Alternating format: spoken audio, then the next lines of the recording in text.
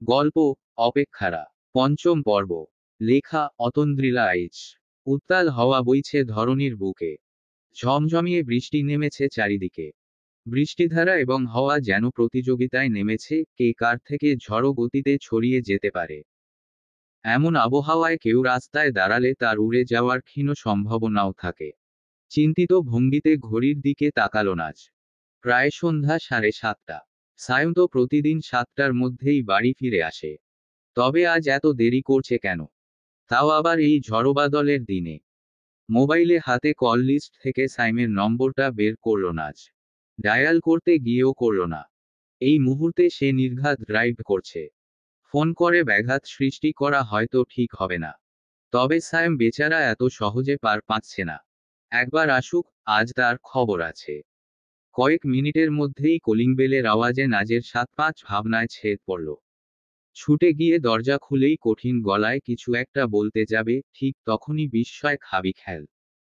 কাকভেজা হয়ে আছে সায়াম। তার হালকা নীল রঙের শার্টটা ভিজে গায়ের সঙ্গে সেটে আছে। ব্লেজারটা কাঁধে ঝুলছে, তবে সেটাও চুপচুপে ভিজা। তার চোখের সামনে পড়ে থাকা চুলগুলো বেয়ে টুপটাপ করে জল গড়িয়ে পড়ছে। নাজ হতভম্ব হয়ে বলল, এ কি?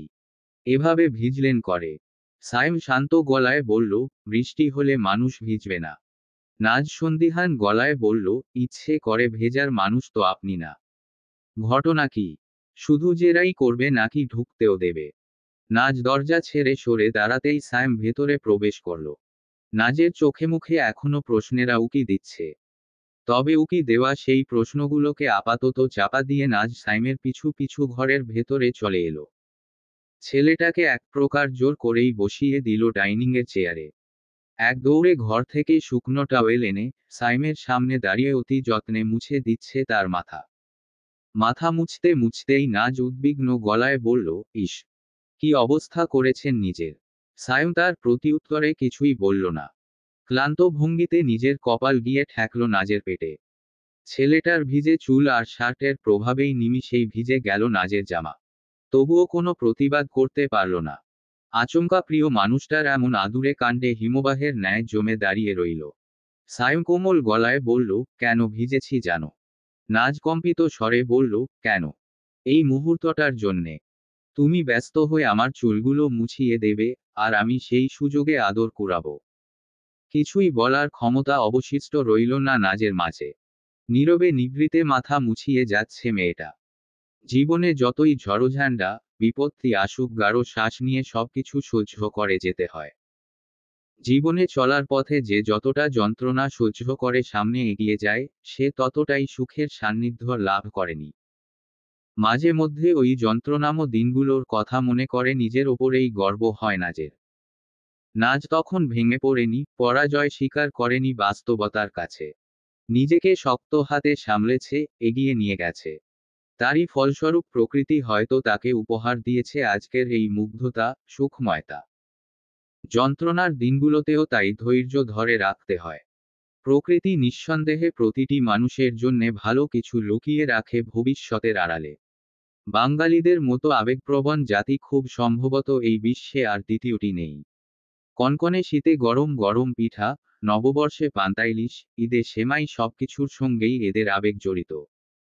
বৃষ্টির সঙ্গে বাঙালির আবেগজড়িত খাবারটি হলো খিচুড়ি। নাজ ব্যস্ত ভঙ্গিতে রান্নাঘরে খিচুড়ি রাঁধছে।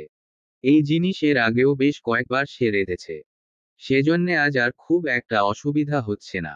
হুট করে সাইম এলো রান্নাঘরে। পেছনে থেকে নাজকে জড়িয়ে ধরে কৃত্রিম অভিমান নিয়ে বলল, আমার বউটা এত আনরোমান্টিক কেন? ছেলেটার এমন আকস্মিক কাণ্ডে হকচকিয়ে গেলেও নাজ নিজেকে সামলে নিয়ে বলল, মানে মানে এই রোমান্টিক ওয়েদারে কোথায় আমার বউটা আমার সঙ্গে রোমাঞ্চ করবে? তা না করে রান্নাঘরে খুন্তি নাড়ছে। How boring. নাজ লজ্জায় মিয়ে গিয়ে বলল, দিন দিন এত অসভ্য হয়ে যাচ্ছেন আপনি। এই অসভ্যতার কি করলাম? আমার বিয়ে করা বউয়ের সঙ্গে একটু রোমাঞ্চ করতে চেয়েছি। এটা কি খুব দোষের? হ্যাঁ, অনেক দোষের। এখন গিয়ে রেস্ট নিন, আমি রান্নাটা শেষ করি। আমি হেল্প করি তোমাকে। একদম না। নিজে সবকিছু চেপে রাখেন বলে ভেবেছেন আমি কিছুই বুঝি না। বৃষ্টির পানি মাথার পরলেই তো আপনার মাথা ধরে। এখনো নিশ্চয়ই তাই হয়েছে। কয়েকটা মুহূর্ত চুপ করে রইল সায়েম। আসলেই তো, সেই তখন থেকে মাথাটা ঝিমঝিম করে। ছেলেটা চিরকালই চাপা স্বভাবের। ভেতরে ভেতরে প্রবল ঝড়ো বয়ে গেলেও সামনে থাকা মানুষটাকে তা বুঝতে দেবে না। অথচ নাজ ঠিকই বুঝে ফেলল কি করে। নাজ আবারও বলল, আপনি ঘরে গিয়ে রেস্ট নিন, আমি আদা চা করে আনছি। মানুষ ভালোবাসলে হয়তো মনের সকল অব্যক্ত কথাগুলোও বুঝে ফেলতে পারে। সেই তখন থেকেই আদা চা খেতে ইচ্ছা করছিল সাইমের। মেয়েটা বুঝে ফেলল কি করে। খাবার টেবিলে বসে সাইম শান্ত গলায় বলল, নাজ, আমাদের ফ্ল্যাট কিন্তু প্রায় রেডি। 2 মাস পরেই আমরা উঠছি। নাজ হকচকিয়ে গিয়ে বলল, সেই কি? এখনই? এখনই মানে? বুকিং তো কত আগেই করে রেখেছিলাম। তোমার মনে নেই? আছে। কিন্তু, কিন্তু, নাজ ইতস্তত করে বলল, সবে সংসারটাকে নিজের মতো করে দেখতে শুরু করলাম। আর এখনই এ বাড়িতে ছেড়ে যেতে হবে। সাইম আশ্বাস দেওয়ার ভঙ্গিতে বলল, সংসার তো তোমারই থাকবে নাজ। বাড়িটা শুধু পাল্টে যাবে। এ বাড়ি ছেড়ে যাওয়ার কথা শুনতাই বুকটা কেমন যেন হুহু করে উঠল। বিয়ের পর সাইমের সঙ্গে ঠিক এখানেই এসে উঠেছিল নাজ। তার সুখ দুঃখ, আনন্দ যন্ত্রণা সূক্ষ্মাতিসূক্ষ্ম সকল অনুভূতিগুলোর সাক্ষী হয়ে আছে এই বাড়ির দেয়ালগুলো। নাজের শুকনো মুখটা দেখে সাইম বলল, তুমি ব্যাপারটা পজিটিভলি দেখ নাজ। মেয়েদের তো সারা জীবনের শখ থাকে বিয়ের পর নিজ হাতে সংসার সাজাবে। তুমি তো সে সুযোগ পাওনি। বিয়ের পরই তোমাকে নিয়ে এলাম আমার আগে থেকে সাজানো বাসাটায়। কিন্তু এবার তো সুযোগটা পাচ্ছ। নিজের মনের মতো করে ঘর সাজাবে। সঙ্গে সঙ্গে নাজের ঠোঁট জুড়ে প্রশস্ত এক হাসি ফুটে উঠল। এই ছেলেটা আসলেই জাদু জানে। জাদুর মতো করে মুহূর্তেই ভালো করে তুলতে পারে নাজের মনটা। নাজ উৎফুল্ল গলায় বলল, তাই তো। শুনুন, ওই বাসায় কিন্তু টিভি বসার ঘরে থাকবে না, বেডরুমে থাকবে। আমি টিভি দেখতে দেখতে ঘুমিয়ে পড়ব, তারপর আপনি টিভি বন্ধ করে দেবেন। আর ফ্রিজটা কিন্তু ডাইনিংয়ে থাকবে না, রান্নাঘরে থাকবে। রান্নার সময় বারবার ডাইনিংয়ে ফ্রিজের কাছে আসতে যা বিরক্ত লাগে। সাইম মুগ্ধ দৃষ্টিতে তাকিয়ে আছে নাজের দিকে। তার চোখ দুটো চকচক করে উঠেছে। একরাশ স্বপ্ন মুহূর্তেই এসে জমেছে ওই চোখ দুটোতে। নাজ যখন কোমরে ওড়না বেঁধে রান্না করে, ঘর গোছায়, সংসারের বড় কোনো সিদ্ধান্ত একা হাতে নেয়, তখন মনে হয় মেয়েটা যেন এক লাফে অনেক বড় হয়ে গেছে। আবার পরমুহূর্তেই তার বাচ্চামি কাণ্ডগুলো মনে করিয়ে দেয়, মেয়েটা কখনোই বড় হবে না।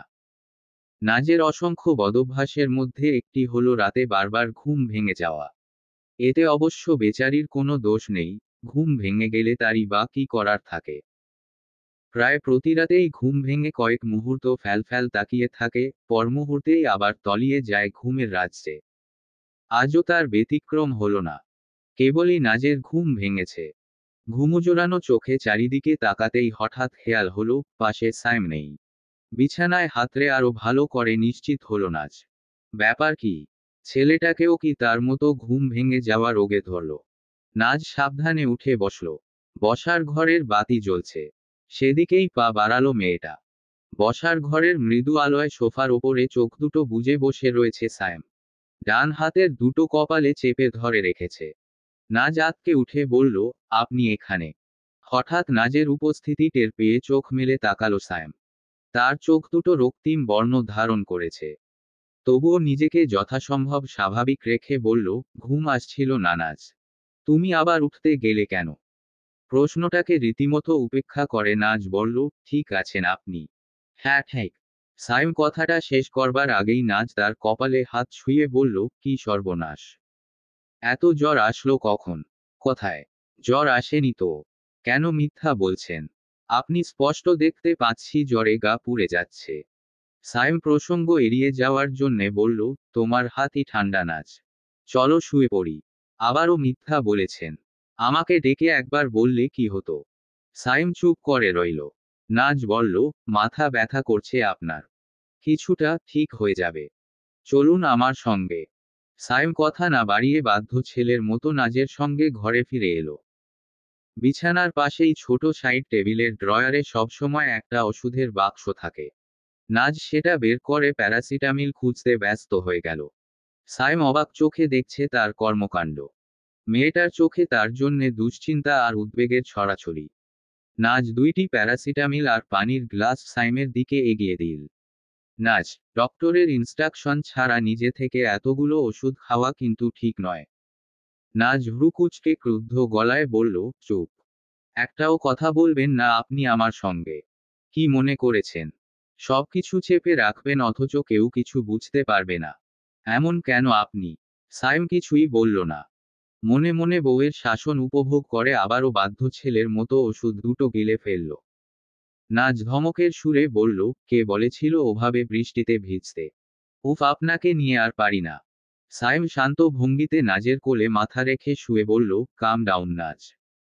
কথায় আমার টেক কেয়ার করবে, উল্টো আমকেই বকছো। নাজ কি বলবে বুঝতে পারল না। নিঃশব্দে মনের অজান্তেই তার হাতটা চলে গেল সাইমের কপালে। অতি যত্নে প্রিয় মানুষটার মাথায় ম্যাসাজ করে দিচ্ছে নাজ। তার এতটুকু স্পর্শেই যেন সকল যন্ত্রণা দূর হয়ে প্রশান্তির হাওয়া বয়ে গেল শরীর জুড়ে। সাইম চোখ দুটো বুজে সেই প্রশান্তিকে আরো কয়েকগুণ বাড়িয়ে দিল। প্রায় অনেকটা সময় সাইম টের পেল মেয়েটা টেনে টেনে শ্বাস নিচ্ছে। চোখ মেলে তাকাতেই দেখতে পেল নাজের চোখ ভর্তি জল। সাইম ব্যস্ত ভঙ্গিতে উঠে বসে বলল, এই নাজ, কাঁদছো কেন? নাজ চুপ করে রইল।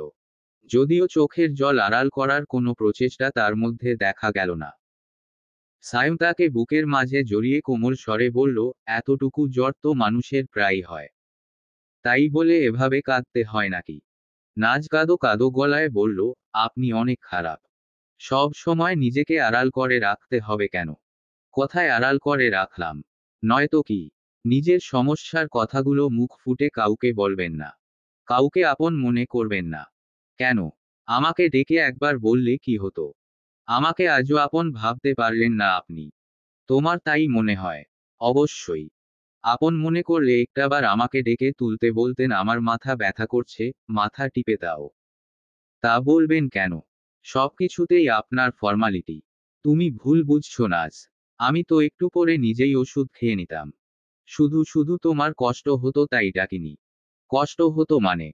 আমার যদি মাঝরাতে এভাবে জ্বর আসতো আমি তো আপনাকে টেনে তুলতাম। আসল কথা হলো আপনি আমাকে বাইরের কেউ মনে করেন। অন্তরের অন্তঃস্থলে যার বসবাস, তাকে বাইরের কেউ মনে করব কি করে? নাজ চুপ করে রইল। ইচ্ছা করছে সাইমের সঙ্গে তুমুল ঝগড়া বাঁধিয়ে দিতে, তর্ক করে তাকে হারিয়ে দিতে। তবে তার এই কথাটার পর তর্ক এগিয়ে নিয়ে যাওয়ার যুক্তি খুঁজে পেল না নাজ। চুপচাপ গুটিসুটি মেরে পড়ে রইল তার বুকে। সাইম বলল, আচ্ছা, এখন থেকে আর কোনো ফর্মালিটি করব না। মাঝরাতে ঘুম থেকে ডেকে তুলে বলবো মাথা টিপে দিতে, কয়েকদিন পর যখন তোমার ক্লাস শুরু হয়ে যাবে তখন ক্লাসের মাঝখানে ফোন করে বলবো অফিসে গিয়ে কফি বানিয়ে দিতে। এবার তো একটু হাসো। চোখ ভর্তি চোখ নিয়েই ঠোঁটে প্রচ্ছন্ন হাসি ফুটিয়ে তুলল নাজ। ভাগ্যিস এই মানুষটা এসেছিল তার জীবনে। না হলে জীবনের সেরা এই অনুভূতিগুলোর স্বাদ কোনো কালেই পাওয়া হতো না। প্রতিদিন কাকডাকা ভোরে অ্যালার্মের কর্কশ শব্দেই ঘুম ভাঙে। অ্যালার্মের শব্দ কানে আসতেই আর দেরি করে না সায়াম এক লাফেই উঠে বসে। তবে আজ ঘটল ব্যতিক্রম ঘটনা। মহা বিরক্তিকর সেই শব্দ ছাড়াই জেগে উঠল সায়াম। আজ ঘুমটা বেশ ভালো হয়েছে, শরীরটা কেমন ফুরফুরে লাগছে। মাথার ব্যথাটা এখনো না থাকলেও জ্বর আছে সামান্য। এমন সামান্য জ্বরকে চিরকালই উপেক্ষা করে এসেছে সায়াম। চোখ মেলে তাকাতেই আবছা দৃষ্টিতে সায়াম দেখতে পেল ড্রেসিং টেবিলের সামনে দাঁড়িয়ে চুল আঁচড়াতে ব্যস্ত নাজ। তার পরনে সাইমেরই একটা সবুজ রঙের টি শার্ট। দৃশ্যটার এক ঝলক দেখতেই ঠোঁটের কোণে হাসির আভাস ফুটে উঠল। প্রিয় মানুষটার চোখ দুটো তার দিকে আটকে আছে বুঝতে পেরে নাজ মিষ্টি গলায় বলল, গুড মর্নিং। সাইম ঘুমোজোড়ানো কণ্ঠে বলল, গুড মর্নিং নাজ। তোমাকে আজ এর সুন্দর লাগছে কেন? খানিকটা লজ্জা পেলেও নিজেকে সামলে নিয়ে নাজ দুষ্টুমিমাখা কণ্ঠে বলল, আমাকে সব সময়ই সুন্দর লাগে। আপনি আজ প্রথম খেয়াল করলেন? হঠাৎই সাইমের চোখ গিয়ে পড়ল দেয়াল ঘড়িটায়। সঙ্গে সঙ্গে তড়িঘড়ি করে উঠে বসল। ওহ মাই গড, 10টা বেজে গেছে। নাজ যথেষ্ট স্বাভাবিক গলায় বলল, না, 10টা 6 বাজছে। কি সাংঘাতিক! আমার অ্যালার্ম বাজলো না কেন? ওহ, ওটা আমি বন্ধ করে দিয়েছিলাম। অ্যালার্ম বাজলে আপনার ঘুমটাই ভেঙে যেত। বন্ধ করে রেখেছিলে কেন? কতটা লেট হয়ে গেল আমার। যেখানে কোনো এমপ্লয়ি লেট করে আসলে আমি ধমক দিই, সেখানেই নিজেরই এতটা লেট হয়ে গেল। নাজ নির্বিকার ভঙ্গিতে বলল, আজ আপনাকে অফিসে যেতে হবে না। আপনার ম্যানেজার আজকের দিনটা সামলে নেবেন। মনে, আমি আজ সকাল সকাল আপনার ফোন থেকে ম্যানেজারকে মেইল করে জানিয়ে দিয়েছি যে আপনার বউয়ের হাত ভেঙে গেছে। তাই আজ আপনি অফিসে যেতে পারবেন না। সায়েম বিছানায় হাতড়ে ফোনটা হাতে নিয়ে দেখল মেয়েটা সত্যি সত্যিই ম্যানেজারকে মেইল করেছে। ম্যানেজার মেইলে রিপ্লাই করে বলে দিয়েছে, সায়েমকে কোনো চিন্তা না করতে। আজকের দিনটা সে সামলে নিতে পারবে। সায়েম হতবাক দৃষ্টিতে তাকিয়ে রইল নাজের দিকে। মেয়েটা তো সাংঘাতিক। নাজ সায়েমের কাছে এসে তার হাত থেকে ফোন কেড়ে নিয়ে বলল, আজ সারাদিন রেস্ট করবেন। এত কাজ করে কি হবে? সায়েম কিছু বলল না। একদৃষ্টিতে তাকিয়ে রইল নাজের দিকে। এভাবে তাকিয়ে আছেন কেন? ভাবছি, সত্যি সত্যিই তোমার হাতটা ভেঙে দিই। নাজ চোখ বড় বড় করে তাকিয়ে রইল সাইমের দিকে। এই মানুষকে বিশ্বাস নেই। সত্যি সত্যি তার হাতটা ভেঙে ফেলতে পারে। সাইম বিছানা থেকে উঠে এক পা দু পা করে এগিয়ে আসছে নাজের দিকে।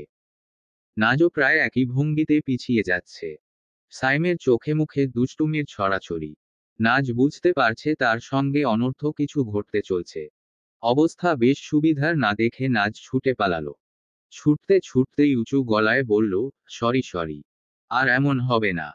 সাইমও তার পিছু পিছু ছুটতে ছুটতে বলল, এবার আর আপনার শরীরে কোনো কাজ হচ্ছে না ম্যাডাম। আর কতই বা ছোটা যায়। একটা সময় নাজ আটকা পড়ে গেল প্রিয় মানুষটার আর্স্ট হাতের বাঁধনে। সাইম শক্ত করে নাজের কোমর জড়িয়ে রেখে নিজের খুব কাছাকাছি নিয়ে এসেছে তাকে। যেন এতটুকুও ছেড়ে দিলে মেয়েটা তলিয়ে যাবে। সাইম একদৃষ্টিতে তাকিয়ে আছে নাজের দিকে। তার অস্বাভাবিক নিঃশ্বাসগুলো এক এক করে আছড়ে পড়ছে নাজের চোখে মুখে। নাজ কম্পিত স্বরে বলল, ছাড়ুন। ওহু। নাজ মিনতির স্বরে বলল, প্লিজ। আর কখনো এমন করব না। এবারের মতো ছেড়ে দিন প্লিজ। তোমাকে ছেড়ে দিয়ে আমার লাভ কি? ধরে রেখেই বা লাভ কি হচ্ছে? সেটা তুমি বুঝতে পারলে তো হয়েই যেত। নাজ লজ্জায় লাল হয়ে বলল, আপনি ছাড়ুন তো আমাকে। সাইম অন্যরকম গলায় বলল, আগে তুমি ডাকো তারপর ছাড়ব। নাজ আঁতকে উঠে বলল, আমি পারবো না। তাহলে আমি ছাড়বো না। নাজ টের পেল মানুষটা একটু একটু করে অগ্রসর হচ্ছে তার দিকে। এই মুহূর্তে তুমি না ডাকলে সর্বনাশের আর বাকি থাকবে না। নাজ উপায়ন্তর না পেয়ে বলল, আচ্ছা তুমি। আমি কিন্তু ডেকেছি, এবার আপনি ছাড়ুন। সাইম নাজকে আরো একটু শক্ত করে জড়িয়ে বলল, এটা তুমি ডাকা হলো? ঠিক করে ডাকো, না হলে আজ তোমার খবর আছে। নাজ চোখ মুখ খিচে দাঁড়িয়ে রইল। তার হাত পা ক্রমেই অবশ হয়ে আসছে। মানুষটা মাঝে মাঝে এমন কাণ্ড করে, ইচ্ছা হয় মাটির 3 ফুট গভীরে ঢুকে পড়তে। অবশেষে উপায়ন্তর না পেয়ে নাজ অস্ফুট স্বরে বলল, ছাড়ো। নাজ ক্লাস 9-এ থাকতে স্যার একদিন ক্লাসে সকলকে বোর্ডের কাছে ডেকে অঙ্ক সমাধান করতে দিচ্ছিলেন। তিনি মুখে প্রশ্ন করছেন আর সকলে একে একে বোর্ডে লিখে তা সমাধান করছে। নাজের ভাগ্যে পড়ল পরিমিতির একটা অঙ্ক। স্যার গম্ভীর গলায় প্রশ্নটি বললেন, একটি বর্গক্ষেত্রের পরিসীমা একটি আয়তক্ষেত্রের পরিসীমার সমান। আয়তক্ষেত্রটির দৈর্ঘ্য প্রস্থের 3 গুণ এবং ক্ষেত্রফল 768 বর্গমিটার। প্রতিটি 40 সেন্টিমিটার বর্গাকার পাথর দিয়ে বর্গক্ষেত্রটি বাঁধতে কয়টি পাথর লাগবে? নাজ মনোযোগ দিয়ে প্রশ্নটি শুনল। তারপর অতি স্বাভাবিক গলায় বলল, স্যার, আমি ওই বর্গাকার ক্ষেত্রটা পাথর দিয়ে বাঁধবই না। শুধু শুধু ঝামেলা বাড়িয়ে লাভ কি বলুন? স্যার কয়েক মুহূর্ত হতবাক হয়ে তাকিয়েছিলেন নাজের দিকে। কত বড় সাহস! শিক্ষকের সঙ্গে ফাজলামি! সাধারণত শিক্ষার্থীরা অঙ্ক পারলে বোর্ডে সমাধান করছে, না পারলে স্যারের সাহায্য নিচ্ছে। তবে বরাবরই সকলের থেকে ব্যতিক্রম নাজ। মেয়েটা যে ক্লাসেই পড়ে পাগলামি হিহুল্লোড়ে মাতিয়ে রাখে। এমন পাগলাটে ছাত্রীর কাছ থেকে শিক্ষক শিক্ষিকা, আত্মীয় স্বজন, পাড়া প্রতিবেশীর তেমন একটা প্রত্যাশা থাকে না। নাজের প্রতি সকলের মনোভাবটা এমন ছিল, মেয়েটা কোনোমতে পাশ করে আসতে পারলেই হলো। তবে এখন আর সেই মনোভাবের কিছুই অবশিষ্ট নেই। এইচএসসিতে নিজেকে প্রমাণ করে দেখিয়েছে।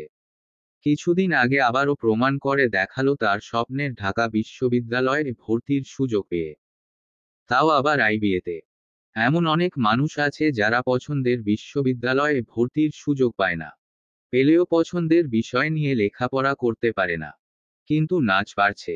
নিজেকে মাঝে মাঝে ভীষণ ভাগ্যবতী বলে মনে হয় তার। ক্যাম্পাসটা সত্যিই অসাধারণ। নাজের কাছে এই জায়গাটা একটা রাজপ্রাসাদের থেকে কম কিছু মনে হয় না। কত শত মানুষের কত শত স্বপ্নের সাক্ষী হয়ে আছে এই ক্যাম্পাস, তার কোনোই হিসাব নেই। নাজের কাছে একটা বাড়তি ভালো লাগার কারণ হলো এই একই ক্যাম্পাস থেকে পাস করেছিল সায়েম। ভর্তি পরীক্ষায় টিকে যাওয়ার পর সায়েম তাকে এখানে নিয়ে এসেছিল ক্যাম্পাসটা ঘুর দেখানোর জন্যে। অনেকটা সময় পার হয়ে গেছে। ইতোমধ্যেই ক্যাম্পাসে বেশ ভালোই পরিচিতি পেয়ে গেছে নাজ। ভালো ছাত্রী বলে সকলে একটু বেশি খাতির করে। তবে যাই হয়ে যাক, নাজের পাগলাটে স্বভাবটা এখনো হয়ে গেছে।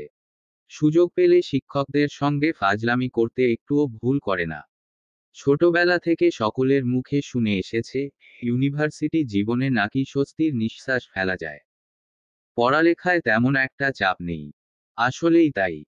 এই সময়টা বেলা ফুরিয়ে যাওয়ার পরেও বন্ধুদের নিয়ে আড্ডা দেওয়ার, ডানা মেলে উড়তে শেখার, বড় বড় দায়িত্ব নিতে শেখার। নাচ যেখানেই যায়, দু একটা ভালো বান্ধবী তার ঠিকই জুটে যায়। ইউনিভার্সিটি জীবনে তার দুই ভালো বান্ধবীর নাম হলো তুবা আর নওরিন। মাঝে মধ্যে অবশ্য মনে হয় তুষিও এখানে থাকলে ভালো হতো। চাইলেই ওর সঙ্গে ক্যাম্পাস জুড়ে বিচ্ছুগিরি করে বেড়ানো যেত। বিচ্ছুগিরি ব্যাপারটা একা একা করলে ঠিক জমে না। তুষি পড়ছে একটা প্রাইভেট ইউনিভার্সিটিতে। আগেকার মতো রোজ রোজ মেয়েটার সঙ্গে দেখা না হলেও ফোনে প্রায় আড্ডা জমে ওঠে। এই মুহূর্তে নাজ দাঁড়িয়ে আছে এক ফটোকপির দোকানের সামনে। তার হাতে একটা কোকের ক্যান। তুবা আর নওরিন দোকানের ভেতরে তার নোটগুলোর ফটোকপি করছে। টপারের নোট বলে কথা। নাজ ভেবে পায় না তার নোটে এমন কি আছে যে সকলকে ফটোকপি করে নিয়ে যেতে হবে। নাজ বিরক্ত গলায় বলল, তোদের হলো? নওরিন দোকানের ভেতর থেকেই উঁচু গলায় বলল, 5 মিনিট দোস্ত। তাড়াতাড়ি কর, আমি টিউশনিতে যাব। ফার্স্ট ইয়ারে ওঠার পর থেকেই সকলে একটু একটু করে অর্থনৈতিকভাবে স্বাবলম্বী হতে শেখে। হতে পারে তা টিউশনি করে কিংবা পার্ট টাইম চাকরি করে। বিবাহিত বলে নাচ ঘরে হাত গুটিয়ে বসে থাকবে নাকি? ক্লাস শুরুর পরপরই ঠিক করলো টিউশনি করবে। ভেবেছিল সায়েম হয়তো বারণ করবে, বলবে কি দরকার বাইরে অযথা সময় নষ্ট করে, তাড়াতাড়ি বাড়ি ফিরে পড়তে বসবে। কিন্তু সায়েম সেসব কিছুই বলেনি। উল্টো নাজকে উৎসাহ দিয়েছে। তার মতে একটা মেয়ে জন্মের পর বাবার ওপর আর বিয়ের পর স্বামীর ওপর নির্ভরশীল থাকবে, এমন ধারণা আজকাল আর চলে না। টিউশনি করে নাজ বেশ ভালোই কামাচ্ছে। তবে নিজের জন্যে খুব একটা খরচ তার কোনোকালেই করে হওয়া ওঠেনি। ছোটখাটো আবদারগুলো পূরণের জন্যে তার ভালোবাসার মানুষটা তো রয়েছেই। তাই টিউশনি করে নাজ যে টাকা পায় পুরোটাই মাকে পাঠিয়ে দেয়। নাজের দুই ছাত্র ছাত্রী অয়ন এবং শক্তি ভাইবোন। অয়ন ক্লাস 6-এ পড়ে আর শক্তি 9-এ। অয়ন ছেলেটা পড়াশোনায় ভালো, তবে হাবভাব রোবটের মতো। মনে হয় যেন পেছনে থেকে কেউ একজন বোতাম টিপে তাকে চালনা করছে। বোতাম টিপে হাসতে বললে হাসছে, কথা বলতে বললে বলছে। তবে শক্তি মেয়েটা তার ঠিক বিপরীত। মেয়েটার মধ্যে নাজ নিজেকে খুঁজে পায়। প্রাণচাঞ্চল্যতা, সর্বক্ষণ ঠোঁটে লেগে থাকা প্রচ্ছন্ন হাসি আর একটু পর পর ফাজলামি। সবকিছুতেই নাজের সঙ্গে তার বেশ মিল আছে। পড়ার ফাঁকে ফাঁকে শক্তির সঙ্গে নানান বিষয়ে গল্প করা যায়। দুজনে একই বাড়িতে থাকলেও একসঙ্গে পড়তে চায় না। কথায় কথায় দুই ভাইবোনের মধ্যে ঝগড়া বাঁধে। পড়তে বসলে ম্যামকে নিয়ে রীতিমতো কারাকারি বেঁধে যায়। না জয়নকে কিছু বোঝাতে গেলে শক্তি ডাকাডাকি করে অস্থির হয়ে যায়, আর শক্তিকে কিছু বোঝাতে গেলে অয়ন গাল ফুলিয়ে থাকে। তাই তাদের মা নিয়ম করে দিয়েছেন, সপ্তাহে রবিবার আর মঙ্গলবার নাচ কেবল শক্তিকে পড়াবে এবং সোমবার আর বুধবার অয়নকে। আজ মঙ্গলবার। শক্তিকে পড়ানোর পালা। একই পরিবারের দুজনকে পড়ানোর একটা সুবিধা হলো খুব অল্প সময়েই নাচ তাদের পরিবারের একজন হয়ে উঠেছে। তাদের মা আনোয়ারা খাতুন নাচকে ভীষণ পছন্দ করেন। আজ শক্তিকে পড়াতে শুরু করার কিছুক্ষণ পর আনোয়ারা বেগম পড়ার ঘরে এসে বললেন, নাজ আমি একটু বাইরে যাচ্ছি, মা। তোমার পড়ানো শেষ হতে হতে চলে আসবো। ভেতরে অয়ন ঘুমাচ্ছে, বিচ্ছু দুটোকে দেখে রেখো। নাজ হাসি মুখে বলল, ঠিক আছে খালা, আপনি কোনো চিন্তা করবেন না। তুমি আছো দেখেই তো ভরসা। অন্য কেউ হলে তো বাচ্চাদের রেখে এভাবে যেতে পারতাম না। শিক্ষক হিসেবে নাজ বেশ দায়িত্বশীল। পড়াতে আসার আগের দিন যে বিষয়ে পড়াবে তার নোট লিখে নিয়ে আসে। নিজের হাতের লেখার খুব একটা ভক্ত না হওয়ায় সাইমের ল্যাপটপে টাইপ করে আবার প্রিন্টও করিয়ে আনে। নাজ হ্যান্ডব্যাগ থেকে একটা নোট বের করে বলল, সুপ্তি, এই নাও, আমি ম্যাক্রোস্ক্রিনিং আর মাইক্রোস্ক্রিনিং মধ্যে পার্থক্য লিখে এনেছি। এটা কিন্তু মোস্ট ইম্পর্ট্যান্ট, বইয়ে কোথাও পার্থক্য দেওয়া নেই। সুপ্তি নোটের দিকে চোখ বোলাতে বোলাতে বলল, এটা মুখস্থ করতে হবে, তাই তো? নাজ করা গলায় বলল, না, একদমই না। তোমাকে আগেই বলেছি, এসব মুখস্থ টুখস্থ আমি পছন্দ করি না। বারবার পড়বে, তাহলেই দেখবে পরীক্ষার হলে চোখের সামনে ভাসছে। এখন নতুন চ্যাপ্টার বের করো।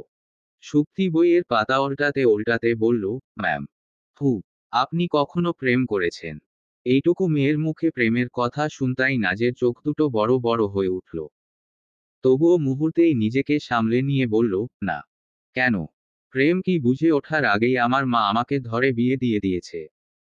সুপ্তি করুণার স্বরে বলল, আহারে, আপনার কখনো প্রেম করতে ইচ্ছাও করেনি? না, আমার তো ইচ্ছা হয়। জানেন, আমার সব বান্ধবীদের বয়ফ্রেন্ড আছে। ওরা প্রতিদিন ক্লাস শেষে বয়ফ্রেন্ডদের নিয়ে ঘুরতে যায়। মানুষের তো অনেক ইচ্ছাই থাকে। তবে আমার মতে সব ইচ্ছা পূরণ হওয়া ঠিক নয়। মানে? নাজ কঠিন গলায় বলল, মানে প্রেমের ইচ্ছা মাথা থেকে ছেড়ে ফেলো। সুপ্তি অসহায় গলায় বলল, কিন্তু কেন? সবকিছুর একটা বয়স আছে সুপ্তি। তোমার এই বয়সটা হলো নিজেকে জানার, নিজের চারপাশের সবকিছুকে জানার। প্রেম করার বয়স তো পড়েই আছে।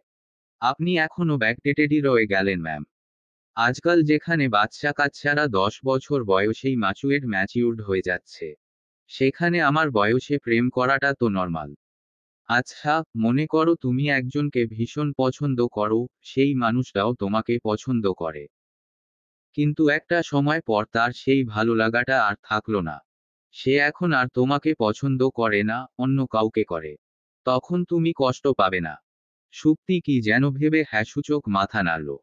নাজ বলল, কি দরকার শুধু শুধু কষ্ট পেয়ে? প্রেম জিনিসটা এমনিতেও আজীবন থাকে না। তার থেকে বরং লেখাপড়ায় মন দাও। সুপ্তি আক্ষেপের সুরে বলল, তাই বলে জীবনে একটা প্রেমের অভিজ্ঞতাও থাকবে না? প্রেমের অভিজ্ঞতা থাকার মধ্যে গর্বের কিছু নেই। নাজ লক্ষ্য করল মেয়েটা কেমন উদাস ভঙ্গিতে বইয়ের দিকে তাকিয়ে রয়েছে। তার কথাগুলোতে সম্ভবত চূড়ান্ত আশাহত হয়েছে। নাজ তাকে সহজ করতে বলল, মন খারাপ করো না সুপ্তি। তুমি বরং এক কাজ করো, প্রেম না খুঁজে একজন ভালোবাসার মানুষ খোঁজো।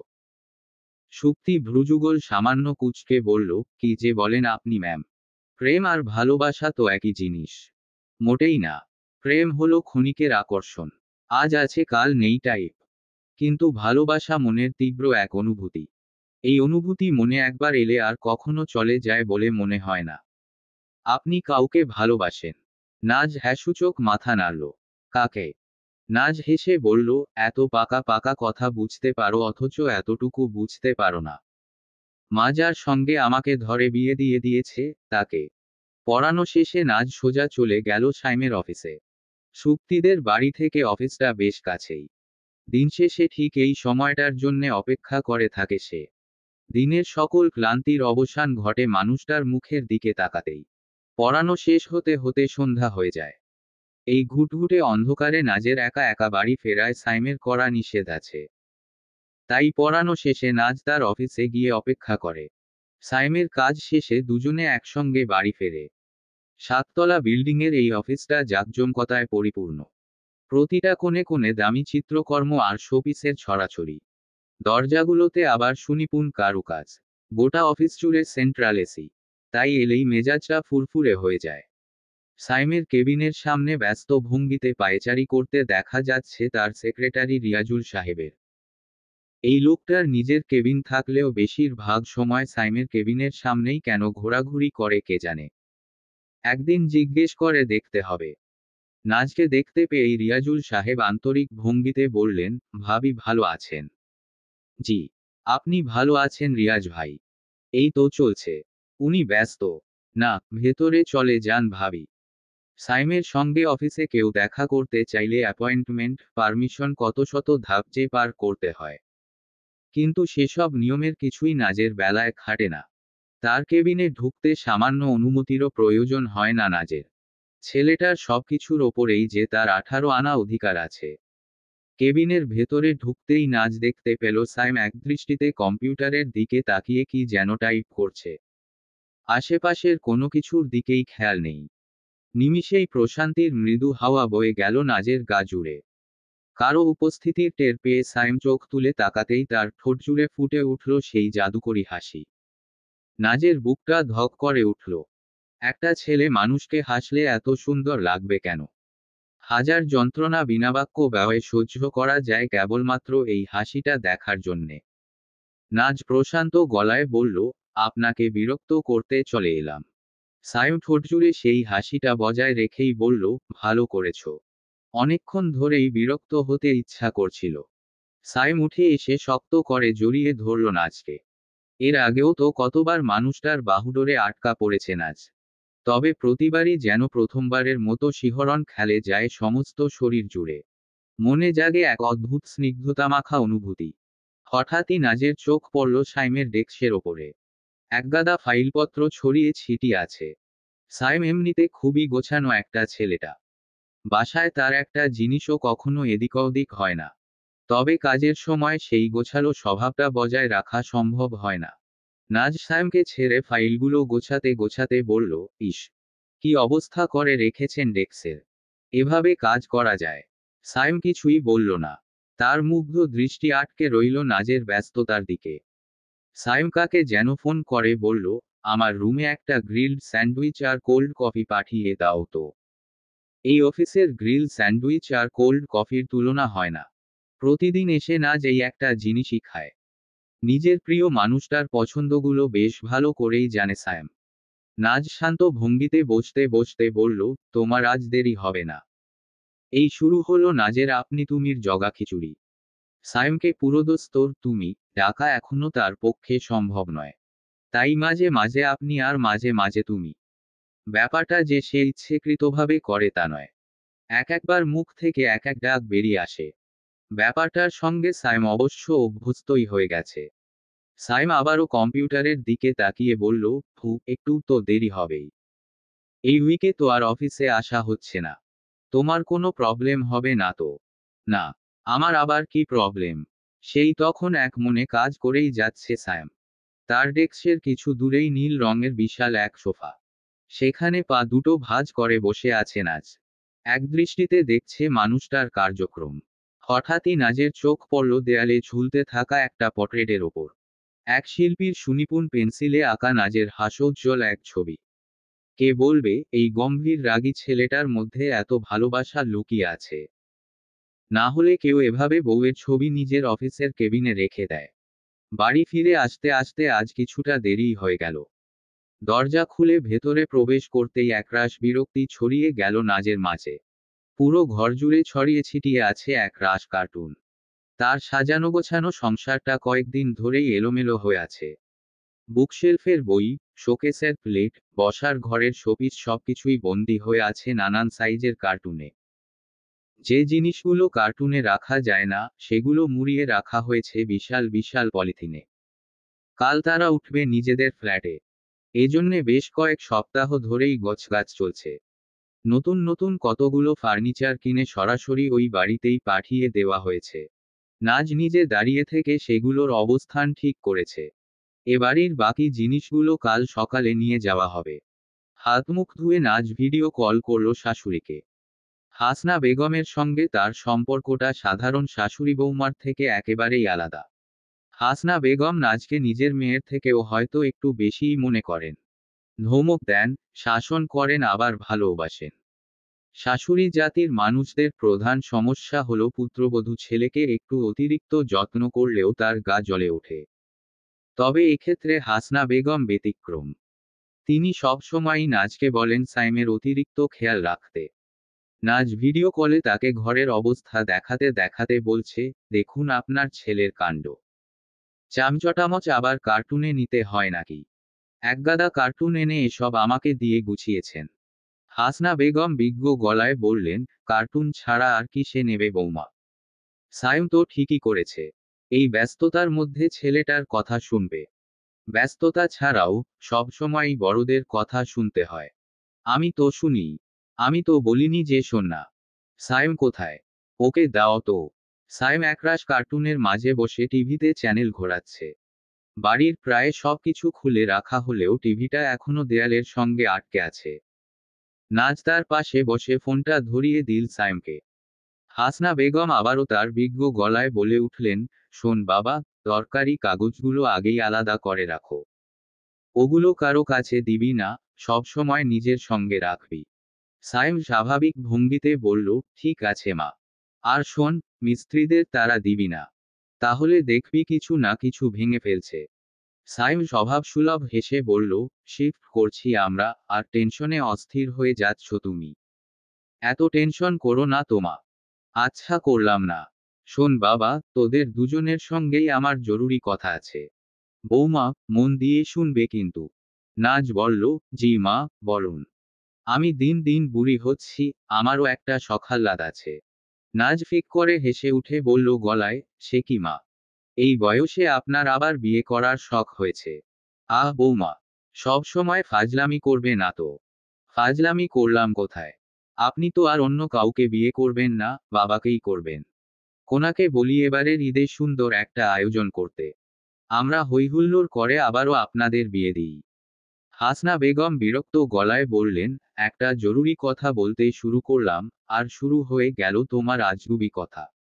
ধুর, আর কথাই বলবো না। আচ্ছা আচ্ছা সরি। বলুন কি বলবেন? হাসনা বেগম দীর্ঘ এক নিঃশ্বাস ফেলে বললেন, সেদিন আমার বড় আপা বাড়িতে বেড়াতে এসেছিল। ওর দুই নাতি নাতনিদের নিয়ে। একটার বয়স 5 আরেকটা 3। কি সুন্দর ভাঙা ভাঙা গলায় দাদি ডাকে, শুনলেই প্রাণটা জুড়িয়ে যায়। সাইম নির্বিকার ভঙ্গিতে বলল, তাহলে তোমাকেও দাদি ডাকতে বলতে। সম্পর্কে তুমিও তো ওদের দাদি হও। অন্যের নাতির মুখে দাদি ডাক শুনে লাভ কি? কথায় আমার নিজের নাতিপুতি থাকবে, ঘরজুড়ে কলকল করে বেরাবে। বৌমা, আমি না হয় সাইমের সঙ্গে কথায় পারবো না। কিন্তু তুমি তো বোঝো। বিয়ের কতগুলো বছর হয়ে গেল। তুমি বলো, এই যে নতুন বাড়িতে যাচ্ছ, বাচ্চা কাচ্চা ছাড়া ঘরটায় ফাঁকা ফাঁকা লাগবে না? সাইম বলল, কি যে বলো মা। তোমার বৌমা তো নিজেই বাচ্চা। ঘর ফাঁকা ফাঁকা লাগার কি আছে? নাজ হতবিহ্বল দৃষ্টিতে তাকিয়ে রইল সাইমের দিকে। এই ছেলেটার লাজলজ্জা দিন দিন উবে যাচ্ছে নাকি? নিজেই বাচ্চা মানে? আমি যখন তোকে পেটে ধরেছিলাম তখন আমার বয়স কত ছিল? 17 বছর। তোমাদের যুগে ওসব লিগ্যাল ছিল মা। এই যুগে এসে 17 বছর 11 মাস বয়সী বাচ্চা মেয়েটাকে বিয়ে করে যে জেলে যেতে হয়নি, এটাই ভাগ্য ভালো। সঙ্গে সঙ্গে খিলখিল করে হেসে উঠল নাজ। এই কথাটা সাইম এখনো মনে করে বসে আছে। সাইম ফোন রাখতেই নাজ হাসি মুখে বলল, আপনার আমাকে এখনো বাচ্চা মনে হয়? সাইম নিমিষেই এক হাতে জড়িয়ে ধরে বুকের মধ্যে টেনে এনে বলল, এখনো মানে? ইউনিভার্সিটিতে উঠে কি নিজেকে খুব বড় মনে হয়? হু। শোনো নাজ, তুমি সব সময়ই আমার কাছে বাচ্চা থাকবে। নাজ হঠাৎই অন্যমনস্ক ভঙ্গিতে বলল, মা তো ভুল কিছু বলছিল না। সাইম প্রশ্নসূচক দৃষ্টিতে তাকালো নাজের দিকে। আপনার ইচ্ছা করে না বাবা হতে? সাইম হেঁসূচক মাথা নেড়ে তার মাদকতাম কণ্ঠে বলল, করে তো। এই will be the happiest on the day I বেকাম a father. কিন্তু এখন না। কেন? আমার বউটা নিজেই তো এখন বাচ্চা, তাই। সে আগে বড় হোক, তারপর দেখা যাবে। ঘুটঘুটে অন্ধকারে একখণ্ড আলোর বার্তা নিয়ে এসেছে চাঁদটা। আকাশে চাঁদ, আর মাটিতে তার দিকে মুগ্ধ দৃষ্টিতে তাকিয়ে থাকা দুই নরনারী। সাইম আর নাজের অদ্ভুত সুন্দর এই ছবিটা তুলেছিল কণা। গতবার যখন তারা বাড়িতে গিয়েছিল, বেশ কিছু চমৎকার ছবি তুলে দিয়েছিল। সব ছবিগুলোই বিশাল ফ্রেমে বাঁধাই করিয়ে ঘরের নানান দেয়াল জুড়ে টানিয়ে রেখেছে তারা। নতুন এই বাড়িটা খুব অল্প সময়ের মধ্যেই আপন হয়ে উঠেছে নাজের কাছে। 4 বেডরুমের এই বিশাল ফ্ল্যাটে মাঝে মধ্যে নিজেকেই হারিয়ে ফেলার উপক্রম হয়। সবথেকে সুন্দর ঘরটা পশ্চিম দিকে। দিনভর সূর্যালোকের আনাগোনা সেখানে। সন্ধ্যা গড়িয়ে পড়ার আগেই সূর্যাস্তের লাল আভা ছেয়ে যায় ঘর জুড়ে। এই ঘরটাই নাজ আর সাইমের। ঘরের সঙ্গে লাগোয়া বারান্দাটাও বিশাল। ঢাকা শহরের বেশিরভাগ বাড়ির বারান্দা থেকে দেখতে পাওয়া দৃশ্যগুলো সাধারণত খুব একটা সুখকর হয় না। একটা বিল্ডিংয়ের গায়ের সঙ্গেই আরেকটা বিল্ডিং থাকায় বারান্দা থেকে পাশের বাড়ির মেলে রাখা কাপড় ছাড়া কিছুই দেখা যায় না। তবে এই বাড়িটা ব্যতিক্রম। এর গায়ের সঙ্গেই আরেকটা বিল্ডিং নেই। আছে একটা সবুজ ঘেরা পার্ক। বিকেল হলেই বাচ্চা কাচ্চাদের কলকাকলিতে মুখরিত হয়ে ওঠে জায়গাটা। প্রায় প্রতিটি বিকেলেই নাজের কাটে বাচ্চাগুলোর আনন্দে আত্মহারা চেহারাগুলো দেখে। তবে আজ সে সব কিছুই করছে না। অলস ভঙ্গিতে গা এলিয়ে দিয়েছে বিছানার ওপরে। মনটা কেমন যেন অবশ হয়ে আছে। আশেপাশের সবকিছুই অসহ্য লাগছে। এই মন খারাপের মুহূর্তের জন্যে দায়ী সাইম। না, দুজনের মধ্যে ঝগড়াটগড়া বাঁধেনি।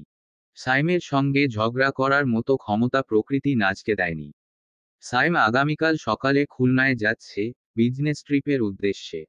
কোম্পানির নতুন ব্রাঞ্চ খোলা হচ্ছে খুলনায়। উপযুক্ত পরিচর্যা আর যত্ন পেলে ছোট্ট একটি নরবরে চারাগাছও নিজের পায়ে দাঁড়াতে শেখে। একবার তার গোড়া মজবুত হয়ে গেলে কোনো প্রকার সাহায্য ছাড়া একাই সগৌরবে দাঁড়িয়ে থাকতে পারে।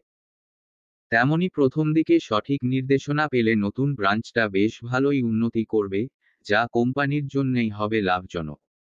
তাই কয়েকটা দিন সায়েমকে সেখানেই থাকতে হবে। কারণ সঠিক নির্দেশনা দেওয়াটা কেবলমাত্র তার পক্ষেই সম্ভব।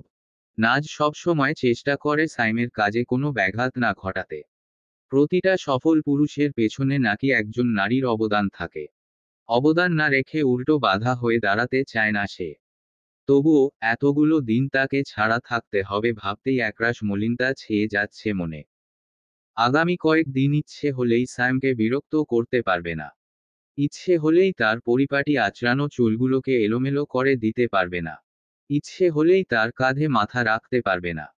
ক্ষণিকের দূরত্বগুলোও মাঝে মাঝে অসহনীয় পর্যায়ে চলে যায়। হঠাৎই নাজের ফোনটা বেজে উঠল। বিরক্তিতে গা জ্বলে গেল তার। এই অসময়ে আবার কে ফোন করেছে? ফোনে কথা বলতেও ধৈর্যের প্রয়োজন হয়। এই মুহূর্তে কোনো কিছুর ওপরেই নাজ ধৈর্য ধরে রাখতে পারবে বলে মনে হচ্ছে না। ক্লান্ত ভঙ্গিতে ফোন হাতে নিতেই স্ক্রিনের ওপর ভেসে ওঠা নামটা পড়ে মনে মনে বেশ ভালোই চমকে উঠল নাজ। ফোন করেছে শিউলি। তাও আবার এতদিন পর। নাজ বহুবার চেষ্টা করেছে মেয়েটার সঙ্গে যোগাযোগ করার। কিন্তু কোনোবারই সে ফোন তোলেনি। তবে আজ হঠাৎই মনে করে। প্রচণ্ড অভিমানে না একবার ভাবল ফোনটা রিসিভ করবে না। আবার পরমুহূর্তেই মনে হলো, আহারে, কতদিন মেয়েটার সঙ্গে কথা হয় না। নাজ ফোন রিসিভ করেই কঠিন গলায় কিছু একটা বলতে যাবে, তার আগেই অপর প্রান্ত থেকে শোনা গেল শিউলির আতঙ্কিত কণ্ঠস্বর। নাজ, আমাকে বাঁচা। নাজ কিছুটা ভড়কে গিয়ে বলল, শিউলি, কি হয়েছে তোর? তুই ঠিক আছিস? শিউলি অসহায় গলায় বলল, না, আমি ঠিক নেই। তোর আমাকে বাঁচাতেই হবে। আর এক মুহূর্তও এখানে থাকলে আমি মরেই যাব। নাজ উঠে বসতে বসতে উদ্বিগ্ন গলায় বলল, এখানে মানে? কথায় তুই? কি হয়েছে তোর? আমার শাশুড়ি 1 সপ্তাহ হলো মারা গেছেন। সেই থেকে শিহাব আমাকে জীবনটাকে অতিষ্ঠ করে রেখেছে। বলছে, আমি অপারেশনের টাকা জোগাড় করে দিতে পারিনি বলেই নাকি ওর মা মারা গেছে। শিউলি ফুপিয়ে ফুপিয়ে কাঁদছে। নাজ কি বলবে বুঝতে পারছে না। কি হচ্ছে এসব? শিউলি কাঁদতে কাঁদতেই বলল, আমি তো একবার টাকা দিয়েছিলাম। মা সব গয়না বিক্রি করে টাকা পাঠিয়েছিল। একবার অপারেশন করানো হয়েছিল। তারপর ডাক্তার বলে আবারও অপারেশন করাতে হবে, কি যেন সমস্যা রয়ে গেছে। আমি এত টাকা কোথা থেকে জোগাড় করি বলতো? মা তো তার যা ছিল সবটুকুই দিয়েছে। নাজ আশ্বাস দেওয়ার ভঙ্গিতে বলল, তুই শান্ত থাক শিউলি। তোর হাজবেন্ড অতিরিক্ত শোকে পাথর হয়ে এমন কাণ্ড করছে। আসলে যে শাশুড়ির মৃত্যুতে তোর কোনো দোষ নেই সেটা সেও জানে। না রে দোস্ত, তুই ওকে চিনিস না, আমি চিনি। এতকাল ধরে সহ্য করে আসছি। কি সহ্য করে আসছিস? বিয়ের পরদিন থেকে আমাকে উঠতে বসতে খোঁটা দিচ্ছে। কথায় কথায় বলে বাপের বাড়ি ফিরে যেতে।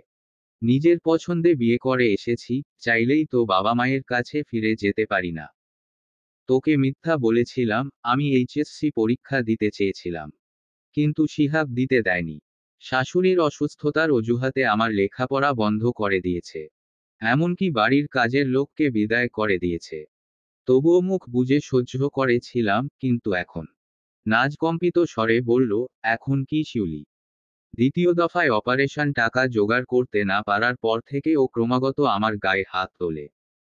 আমার শরীরের একটা জায়গাও অবশিষ্ট নেই যেখানে ওর দেওয়া আঘাতের চিহ্ন নেই। আমি আর সহ্য করতে পারছি না নাজ। কোনোদিন দেখবি ওর হাতে মরে গেছি। কথাগুলো শোনার সঙ্গে সঙ্গেই নাজের চোখমুখ রক্তশূন্য হয়ে উঠল। হাত পা তার থরথর করে কাঁপছে। প্রকৃতি দুহাত উজাড় করে মায়ামমতার মতো শক্তিশালী অনুভূতিগুলো দিয়ে শিউলিকে তৈরি করেছে। মেয়েটা তার আশপাশের সকলকে ভালোবাসার চাদরে মুড়িয়ে রাখতে জানে। এমন একটা মেয়ের তো কোনো রাজপ্রাসাদের রানী হয়ে থাকার কথা। আর তার কি না হয়েছে এমন করুণ পরিণতি। তাও আবার যে মানুষটাকে ভালোবাসে বিয়ে করলো তার হাতে। নাজ নিচু গলায় বলল, আমাকে আগে বলিসনি কেন? শিউলি কান্নাজড়ানো কণ্ঠে বলল, ভেবেছিলাম তাতে শিহাবের অপমান হবে। কি করব বল? ভালোবেসেছিলাম তো। ভালোবাসা জিনিসটা এমন কেন? ভালোবাসার মানুষটা যতই কষ্ট দিক না কেন এই অনুভূতি তার প্রতি একবার জন্মালে এই জীবনে ছেড়ে যায় না। নাজ কিছু একটা ভেবে দৃঢ় গলায় বলল, তুই চিন্তা করিস না, আরেকটু সহ্য কর। ওই শিহাবের শেষ আমি দেখে ছাড়ব। শিউলিকে চিন্তা করতে না বলে নাজ নিজেই দুশ্চিন্তায় অস্থির হয়ে যাচ্ছে। অনিশ্চিত ভঙ্গিতে ঘরজুড়ে পায়চারি করছে মেয়েটা। কোনোকালেই অন্যায়ের প্রতিবাদ করার মতো সাহস বা ইচ্ছা দেখা যায়নি শিউলির মাঝে। তাই অন্যায় কিছু ঘটলে সেই অন্যায়ের প্রতিবাদ তার প্রাণের বান্ধবীরাই করে এসেছে। সেই সময়ে সকলে ছিল একই এলাকায়। বাড়ির জানালা থেকে মুখ বাড়িয়ে চিৎকার করলেই যেন কয়েক মিনিটের মাঝে জড়ো হয়ে যেত সকল বান্ধবীরা। কিন্তু এবার কি হবে? আজ তো আর সকলে একই এলাকায় নেই। এক একজনের বসবাস এক এক শহরে। চাইলেই তো একজন আরেকজনের বিপদে ছুটে যেতে পারে না। নাজ কি করে উদ্ধার করবে শিউলিকে? মাথায় কিছুই কাজ করছে না। সবকিছু কেমন যেন এলোমেলো হয়ে আসছে। মনের অজান্তেই নাজের হাতটা চলে গেল মোবাইলের ওপরে। কোনাকে ফোন করে ব্যাপারটা জানাতে হবে। অতিরিক্ত দুশ্চিন্তায় ভাবনাচিন্তার ক্ষমতা হারিয়ে ফেলে নাজ। কোনাকে ফোন করেই একটা বুদ্ধি চাইতে হবে। একটা রিং বাজতেই অপর প্রান্ত থেকে শোনা গেল কণার উৎফুল্ল কণ্ঠ, আরে ভাবি সাহেবা। হঠাৎ আমাকে পড়ল যে। নাজ থেমে থেমে বলল, কণা, তোর মনে আছে বিয়ের পর প্রথম যেবার আমি বাড়ি গিয়েছিলাম, সেবার শিউলির হাজবেন্ডকে শিক্ষা দেওয়ার জন্যে ওর বাড়ির সামনে ময়লা ফেলে রাখার প্ল্যান করেছিলাম। করেছিলি তো। কিন্তু শেষ পর্যন্ত আর গেলি না। তুই যাবি না দেখে আমরাও আর যাইনি। কত কষ্ট করে 2 বালতি দুর্গন্ধযুক্ত ময়লা জোগাড় করেছিলাম, সব কষ্ট তোর জন্যে চলে গেল। নাজ দীর্ঘশ্বাস ফেলে বলল, শিহাবকে শিক্ষা দেওয়াটা বাকি রয়ে গেছে বুঝলি। এবার দিতে হবে। মানে? নাজ পুরো ঘটনার খুঁটিনাটি খুলে বলল কোনাকে। পরবর্তী কয়েক মুহূর্ত কেটে গেল নিস্তব্ধ নীরবতায়। কণা কিছু একটা বলতে চাইছে, তবে বলার ভাষা হারিয়ে ফেলছে বারবার। শিউলির মতো চমৎকার একটা মেয়ের সঙ্গে এমন নির্মম ঘটনা ঘটতে পারে তা যেন বিশ্বাসই হচ্ছে না। অবশেষে নীরবতা ভঙ্গ করে কণা বিভ্রান্ত ভঙ্গিতে বলল, এটা কি করে সম্ভব? তুই তো কখনো ওদের প্রেমটা দেখিসনি। আমি আর মালা দেখেছি। শিহাবু ভাই তো এমন মানুষ ছিল না। প্রতিটা মুহূর্ত শিউলির জন্যে পাগল হয়ে থাকত। ওর গায়ে সামান্য একটা আঁচড় পড়লেও দুশ্চিন্তায় অস্থির হয়ে পড়ত। সেই একই মানুষটা কি করে শিউলির গায়ে হাত পর্যন্ত তুলতে পারে? হয়তো তার তরফ থেকে কেবল প্রেম ছিল বলেই পারে। ভালোবাসাটা কোনোদিন ছিল না। আমি তো কিছুই বুঝতে পারছি না নাজ। আমরা এখন কি করব? নাজ অসহায় গলায় বলল, আমি জানি না। আমার মাথা কাজ করছে না। নাজ, আমরা বরং শিউলির বাবা মাকে বিষয়টা জানিয়ে দিই। উনারা চিটাগংয়ে গিয়ে শিউলিকে নিয়ে আসুক। আমার মনে হয় না তাতে কাজের কাজ কিছু হবে। কেন? ওর বাবা মা জানতে পারলে বিষয়টা ধামাচাপা দেওয়ার চেষ্টা করবে। অন্যায়ের প্রতিবাদ তো করবেই না, বরং মেয়েকে বলবে মানিয়ে চলতে। কণা প্রায় অনেকটা সময় কি যেন ভেবে বলল, তাহলে চল আমরা সেখানে যাই। আমরা? তুই ময়মনসিংহে আমি ঢাকায়, আমরা কি করে যাব? তাছাড়া তোর ভাইয়া কাল বিজনেস ট্রিপে যাচ্ছে। ফিরতে ফিরতে 1 সপ্তাহ। আমি তো আর একা একা অত দূর যেতে পারবো না। তাহলে বরং এক কাজ করি, আমি আর মালা ঢাকায় চলে যাই, সেখান থেকে সকলে আবার চিটাগংয়ে যাব। ব্যাপারটা যতটা সহজ ভাবছিস, ততটা সহজ কিন্তু না। মাকে কি বলবি?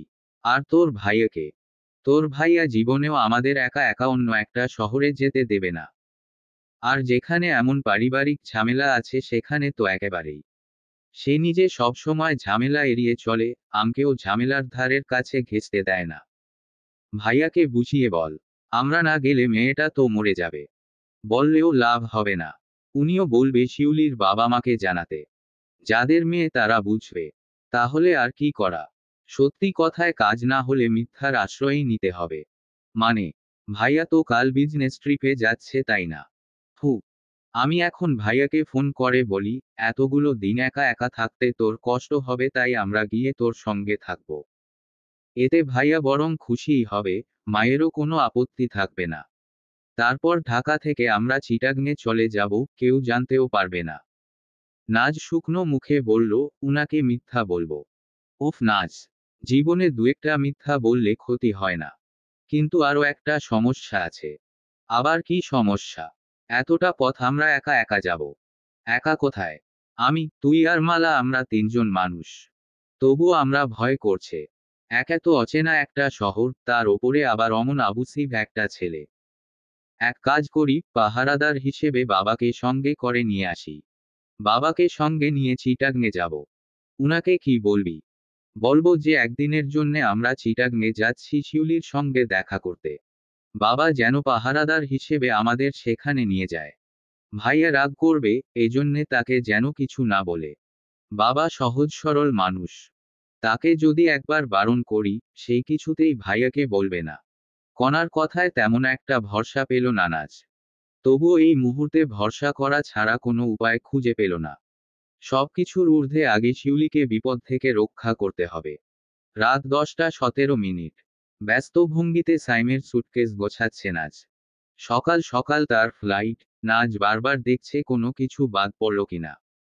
ছেলেটা 7 দিন সেখানে থাকবে, কিছু একটা বাদ পড়লে তারই কষ্ট হবে। সাইম বিছানার ওপরে বসে মুগ্ধ দৃষ্টিতে তাকিয়ে আছে নাজের ব্যস্ততামাখা মুখটার দিকে।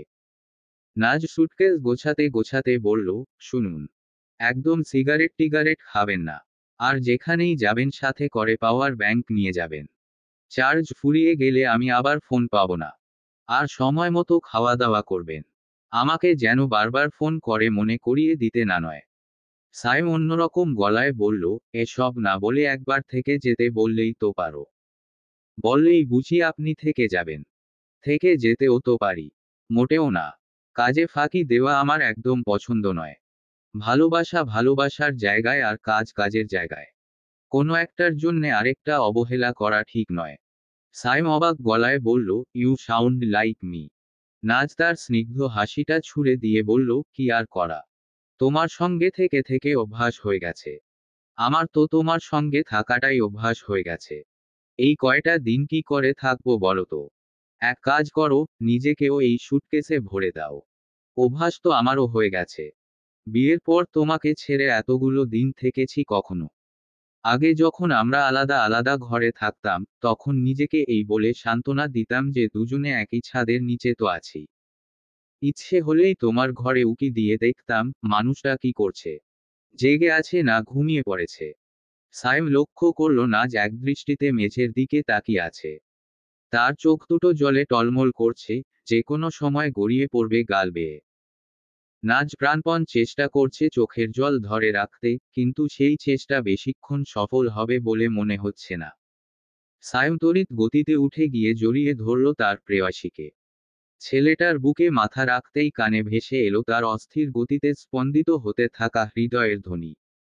নিজেকে ধরে রাখা আর সম্ভব হলো না নাজের পক্ষে। দুয়েক ফোঁটা অবাধ্য অশ্রু টুপটাপ করে গড়িয়ে পড়ল তার গাল বেয়ে। সায়ম কোমল স্বরে বলল, কান্না চেপে রাখার দরকার নেই। আমি তো চাই আমার জন্যে কাঁদো, আমার অ্যাবসেন্সে অস্থির হয়ে থাকো, আমাকে মিস করো। সকাল সকাল ফ্লাইটের জন্যে তৈরি হচ্ছে সায়ম। অফিস থেকে একটু পর পরই ফোন আসছে। সকলে ইতোমধ্যেই এয়ারপোর্টে পৌঁছে গেছে। বাদ রয়ে গেছে কেবল সায়ম। সাইম যথেষ্ট সময় সচেতন একটা মানুষ। কোথাও নির্ধারিত সময়ের পর গিয়েছে, এমন দৃশ্য বিরল। আজও যে দেরি হয়েছে তা নয়। অফিসের অন্যান্যরা আগে আগেই এয়ারপোর্টে পৌঁছে গেছে। নিজেরা আগে আগে পৌঁছে সাইমকে তাড়া দেওয়ার অর্থ কি কে জানে। সাইম ড্রেসিং টেবিলের সামনে দাঁড়িয়ে হাতঘড়িটা পড়ছে, তখনই আবার বেজে উঠল মোবাইলটা। নিতান্ত অনিচ্ছায় মোবাইলটা তুলে কানের কাছে ধরল সাইম। এক হাতে হাতঘড়ি পরার চেষ্টা করার কোনো অর্থ নেই। তবুও সাইম ফোনে কথা বলতে বলতে সে চেষ্টা করছে যাচ্ছে। ব্যাপারটা খেয়াল করে নাজ তার কাছে এগিয়ে গেল। সাইমের হাতটা সরিয়ে দিয়ে সে নিজেই অতি যত্নে ঘড়িটা পরিয়ে দিল তার হাতে। সাইমের কথা শেষ হতেই নাজ নিচু গলায় বলল, আমি আপনাকে ছেড়ে দিতে এয়ারপোর্ট পর্যন্ত যাই। উহু। পরে এয়ারপোর্ট থেকে এতটা পথ একা এক বাসায় ফিরবে কি করে? মুহূর্তেই একরাশ অপরাধবোধ জেগে ধরল নাজকে। যে মানুষটা সামান্য এয়ারপোর্ট থেকেই নাজকে একা ছাড়তে ভরসা পায় না, তাকে না জানিয়ে সম্পূর্ণ অচেনা একটা শহরে যাওয়াটা অন্যায়। জানালে যে সায়ম তাকে কিছুতেই সেখানে যেতে দেবে না খুব ভালো করেই জানে নাজ। সেজন্যেই তো এমন লুকোছাপা। কিন্তু একবার সেখান থেকে ফিরে এসেই মানুষটাকে সবকিছু বুঝিয়ে বলবে নাজ। সাইমের কাছ থেকে সে অতি সূক্ষ্ম কিছুও লুকিয়ে রাখতে পারে না। আচ্ছা, এসব ঘটনা শোনার পর সাইম কি তাকে বকবে? রাগ করে কথা বলা বন্ধ করে দেবে? যা হবার দেখা যাবে। একবার ওই নরক থেকে শিউলিকে উদ্ধার করে আনুক, বাকিটা শক্ত হাতে সামাল দেওয়া যাবে। ঢাকা এবং চট্টগ্রাম, পাশাপাশি দুটো শহরের দূরত্ব এমন অসহনীয় পর্যায়ে চলে যাবে কেন? অসহনীয় আসলে দূরত্বটা নয়, ঢাকা শহরের যানজট। দীর্ঘ 4 ঘন্টা ধরে জ্যামে আটকে আছে বাসটা। একটু এগোচ্ছে, আবার মিনিট 10 জন্যে থেমে যাচ্ছে। নাজের মাথায় সেই তখন থেকে ভতা ধরনের একটা যন্ত্রণা। বাসে যাতায়াতের অভ্যাস যে তার নেই, তা নয়। বছরে কয়েকবার বাসে করেই তো সে সাইমের সঙ্গে ময়মনসিংহে যায়। তবে কখনোই এমন যানজটের মুখোমুখি হতে হয়নি। বাসটা এই মুহূর্তে থেমে আছে একটা রেস্টুরেন্টের সামনে। নাজ তড়িঘড়ি করে বাস থেকে নেমে গেল, তার পিছু পিছু নেমে গেল মালাও। রেস্টুরেন্টের বাথরুমে গিয়ে হরবর করে বমি করল নাজ। মনে মনে, এই যাত্রায় বেঁচে আর কোনোদিন বাসে করে চিটাগংয়ে যাবে না এমন প্রতিজ্ঞাও করে ফেলল। নাজ চোখে মুখে পানি দিল, মাথায় পানি দিল। এবার কিছুটা ভালো লাগছে। মালা সবসময় ব্যাগে করে আসতো একটা ফার্মেসি নিয়ে ঘোরে। কখন কোন ওষুধের প্রয়োজন পড়ে যায়, বলা তো যায় না। তার কাছে বমি ভাব দূর করার ওষুধ চাইতে হবে। নাজ বাথরুম থেকে বেরিয়ে আসতেই মালা তার দিকে একটা রুমাল বাড়িয়ে দিল। নাজ মুখ মুছতে মুছতে বলল, জ্যাম আমার একদম সহ্য হয় না বুঝলি। ইঞ্জিনের শব্দ, কালো ধোঁয়া, এসব সবকিছুর কারণে মাথাটা এমন বাজেভাবে ঘুরে উঠল। এখন ভালো লাগছে। হু। তোর কাছে বমি ভাব দূর করার ট্যাবলেট আছে? মালা আশ্বাস দেওয়ার ভঙ্গিতে বলল, আছে। বাসে চল, দিচ্ছি। কণা কি করছে? খালুজানকে লেকচার দিচ্ছে যেন ভুল করেও খালাম্মা আর সাইম ভাইকে ফোন করে না বলে আমরা চিটাগং যাচ্ছি। নাজহীন গলায় বলল, ও, তোরা সাইম ভাইকে এত ভয় পাস কেন কে জানে। এত ভালো একটা মানুষ উনি। নাজ ছোট্ট দীর্ঘশ্বাস গোপন করে বলল, ভালো মানুষের ধমক তো খাসনি কখনো। ধমক তো তোর ভালোর জন্যেই দেয় নাজ। যে বিচ্ছু তুই। এমন কখনো হয়েছে, সাইম ভাই কোনো কারণ ছাড়া তোকে বকাঝকা করছে? কখনো না। মালা কয়েক মুহূর্ত চুপ করে থেকে শুকনো মুখে বলল, তোর গায়ে হাত তুলেছে কখনো? নাজ আঁতকে উঠে বলল, কি যে বলিস।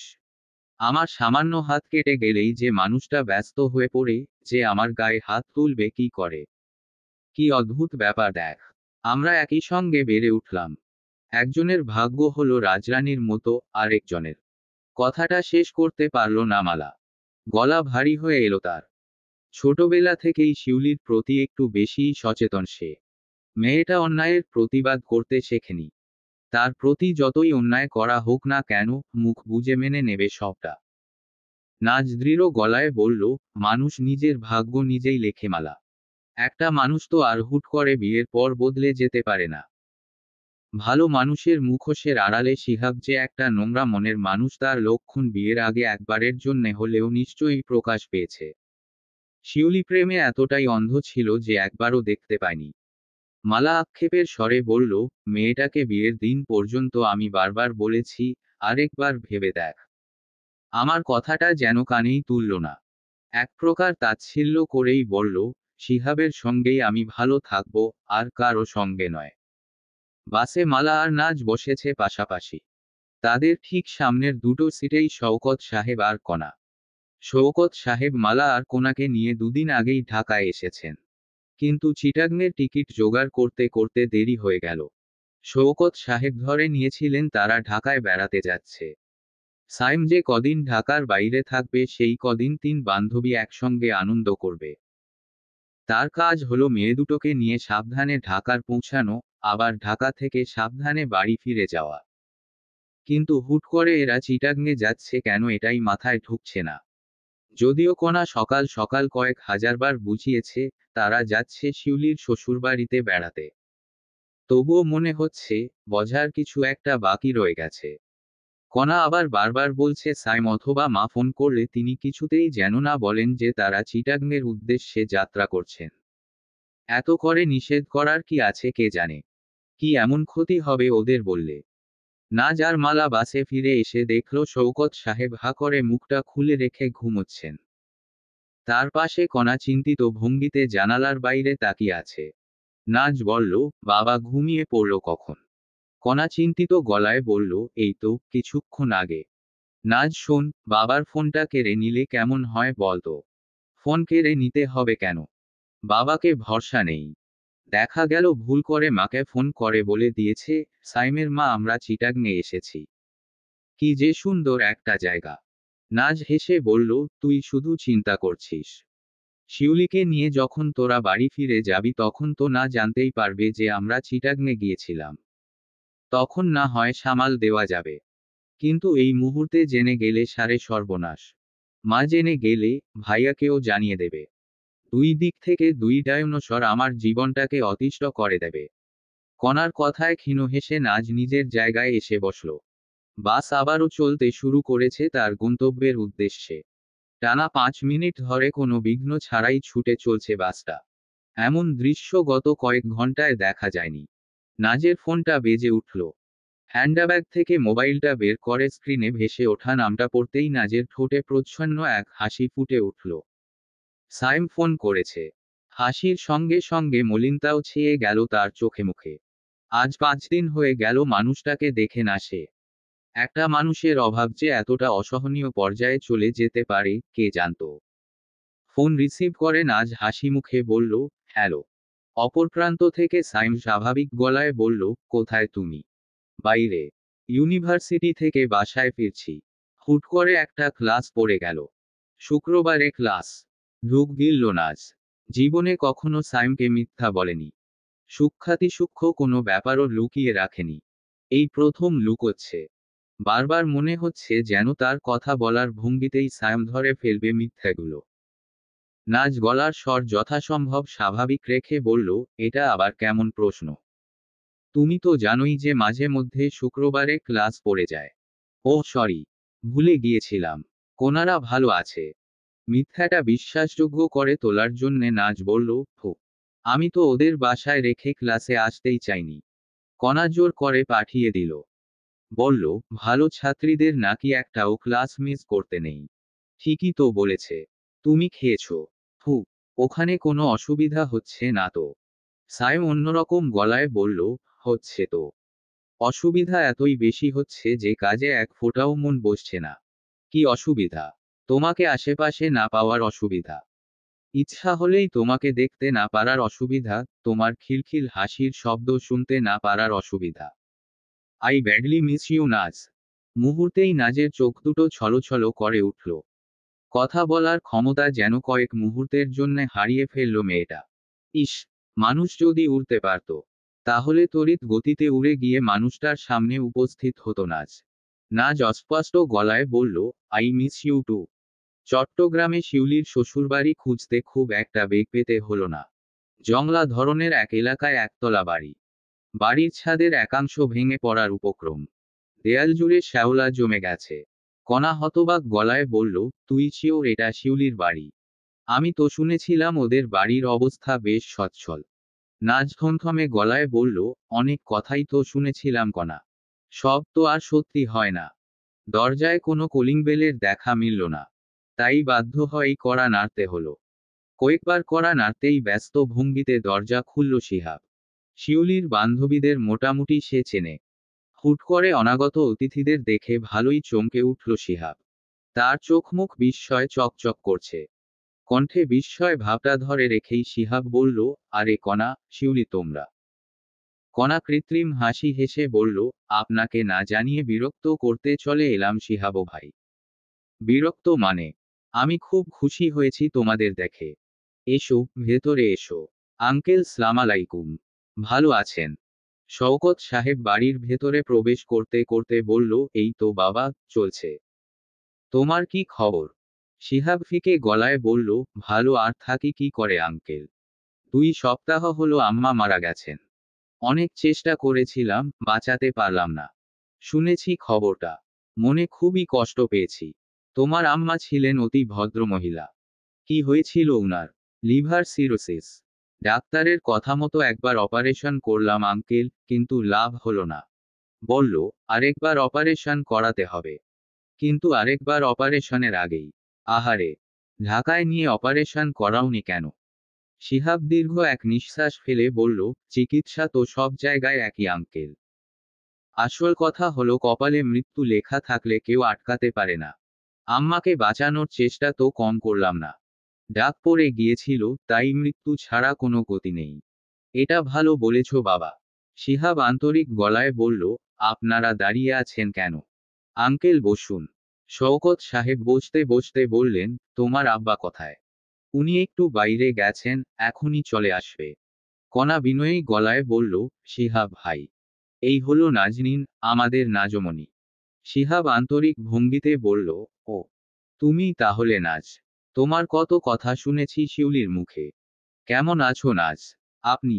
শিহাব বিভ্রান্ত গলায় বলল, হো। নাজ নির্বিকার ভঙ্গিতে বলল, আমি হুট করে কারো মুখে তুমি ডাকটা শুনতে পারি না। কষ্ট করে আমাকে আপনি ডাকলেই খুশি হব। কথাটায় শিহাব বেশ ভালোই অপ্রস্তুত হয়ে গেল। কোনোদিন যার সঙ্গে দেখাই হয়নি তার কাছ থেকে এমন কথা আশা করেনি। তবে শিহাব ছেলেটা বুদ্ধিমান বলতে হবে। বুদ্ধিমান বলেই পরিস্থিতি স্বাভাবিক করার জন্যে দ্রুত নিজেকে সামলে নিল। তার এমন একটা ভাব যেন কিছুই হয়নি। মুখে হাসি টেনে বলল, আচ্ছা আচ্ছা, কোনো সমস্যা নেই। কণা বলল, শিউলি কোথায় শিহাব ভাই?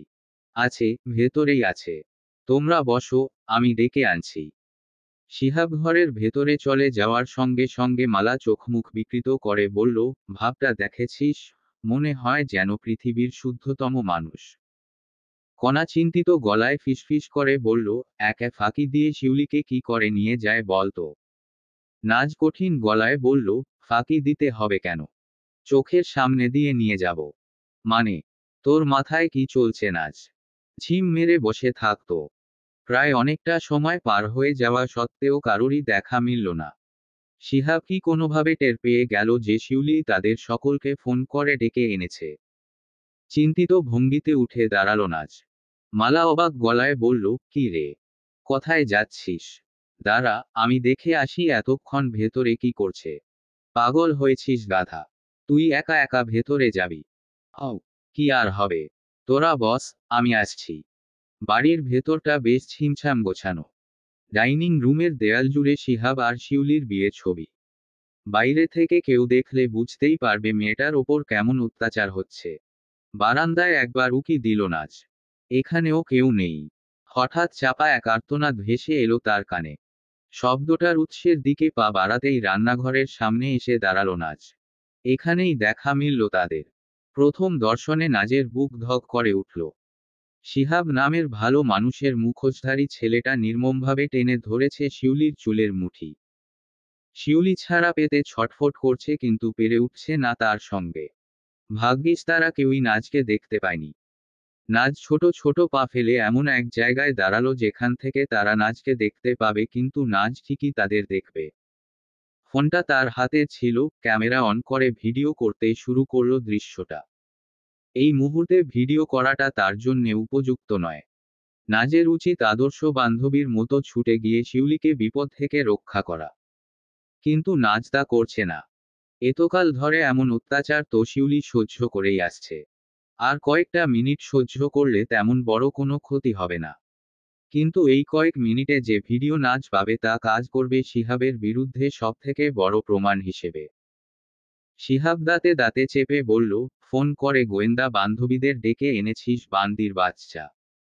ভেবেছিস আমি কিছুই বুঝি না? শিউলি কাদো কাদো গলায় বলল, শিহাব, চুল ছাড়ো প্লিজ। কিসের প্লিজ? তোকে কতবার বলেছি আমাকে প্লিজ বলবি না? তোর মুখে প্লিজ শুনলে আমার গায়ে আগুন ধরে যায়। প্রতিবাদ করার কোনো শক্তিই শিউলির মধ্যে অবশিষ্ট রইল না। ফুপিয়ে ফুপিয়ে কাঁদতে শুরু করল বেচারি। বিয়ের পর থেকে এই চোখের জলই হয়ে উঠেছে তার একমাত্র সঙ্গী। শিহাব হুঙ্কার দিয়ে বলল, কাঁদবি না, খবরদার কাঁদবি না। বল, কেন ডেকে এনেছিস বান্ধবীদের? আমি ওদের ডাকিনি। তুই না ডাকলে ওরা উড়ে উড়ে এসে হাজির হয়েছে। 10 মিনিটের মধ্যে এদের বিদায় করবি। এসব তুমি কি বলছো শিহাব? চাইলেই এতগুলো মানুষকে বিদায় করা যায়। বিদায় করবি না তাই তো। ছাড়ো আমাকে শিহাব।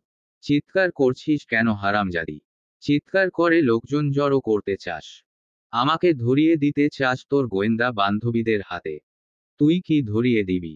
তার আগে আমি তোকে ধরিয়ে দেব। সবাইকে বলে দেব তুই ইচ্ছা করে আম্মাকে মেরেছিস। শিউলি হকচকিয়ে গিয়ে বলল, এসব কি বলছো তুমি শিহাব? শুধু তাই না, তোর বাবা মায়ের নামে আমি মামলা করব। তাদের কাছ থেকে পাওনা টাকা না পেয়েই তো আম্মার অপারেশন করাতে পারলাম না। শিউলি কাঁদতে কাঁদতে অস্পষ্ট স্বরে বলল, পাওনা টাকা? যৌতুকের টাকাকে তুমি পাওনা বলো কি করে শিহাব? শিহাব তুঙ্গস্পর্শী রাগ নিয়ে বলল, যৌতুক? তোর এত বড় সাহস! চোখের পলকে ফুটন্ত গরম তেলে খুন্তিটা ডুবিয়ে দিয়ে সেই খুন্তি সজোরে চেপে ধরল শিউলির হাতে। ব্যথায় কুকড়ে উঠল মেয়েটা। অবাধ্য অশ্রুগুলো যেন তার শুকিয়ে গেছে। শিউলি আর কাঁদতে পারল না, কাতর দৃষ্টিতে তাকিয়ে রইল শিহাবের দিকে। এটাই কি সেই মানুষ যাকে ভালোবাসে নিজের সব ছেড়ে এসেছিল এই অচেনা শহরে?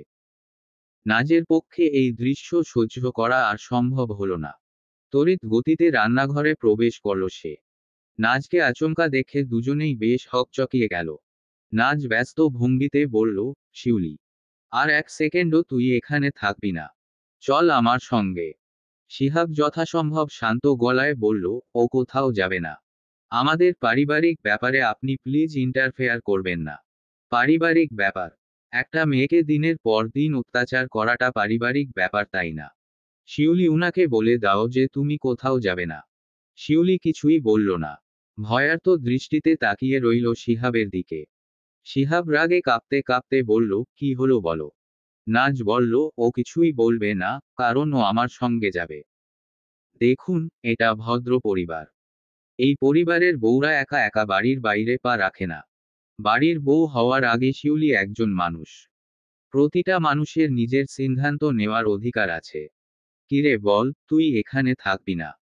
আপনাকে আমি শেষবারের মতো সাবধান করে দিচ্ছি, আমাদের পারিবারিক ব্যাপারে নাক গলাবেন না। যেভাবে এসেছেন ঠিক সেভাবেই চলে যান প্লিজ। নাজ বাঁকা হাসি হেসে বলল, যদি না যাই তাহলে আমি পুলিশ ডাকতে বাধ্য হব। তাই নাকি? তা পুলিশকে ডেকে কি বলবেন? আমি আপনাকে ডোমেস্টিক ভায়োলেন্সে বাধা দিচ্ছি। কিসের ডোমেস্টিক ভায়োলেন্স? শিউলি আমার বিয়ে করাবো। ওর সঙ্গে যা খুশি তাই করার অধিকার আমার আছে। আমাকে বাধা দেওয়ার আপনি কে? যা খুশি তাই করার অধিকার থাকতো যদি শিউলি আপনার টাকা দিয়ে কেনা পণ্য হতো। কিন্তু সেটা তো সে না। শুধুমাত্র বিয়ে করেছেন বলে একটা রক্ত মাংসে গড়া মানুষের সঙ্গে যা খুশি তাই করার অধিকার তো আপনি পেয়ে যাচ্ছেন না। আমাকে জ্ঞান দিতে হবে না। আমি ওকে কোথাও যেতে দেব না। আপনারা প্লিজ এবার আসুন। নাজ দীর্ঘশ্বাস ফেলে শিউলির দিকে তাকিয়ে শান্ত গলায় বলল, প্রতিবাদ করার সাহস কি তোর কোনো কালেই হবে না শিউলি? শিউলি দৃষ্টি নামিয়ে নিল মেঝের দিকে। প্রতিবাদ করার সাহস আসলেই তার নেই। নাজ দৃঢ় গলায় বলল, ঠিক আছে, আমরা চলে যাচ্ছি। কিন্তু ভাববেন না আপনি পার পেয়ে যাবেন। আমি তো কিছুই বুঝতে পারছি না। আমরা হঠাৎ ওই বাড়ি থেকে বেরিয়ে এলাম কেন? বিরক্ত গলায় বলল কণা।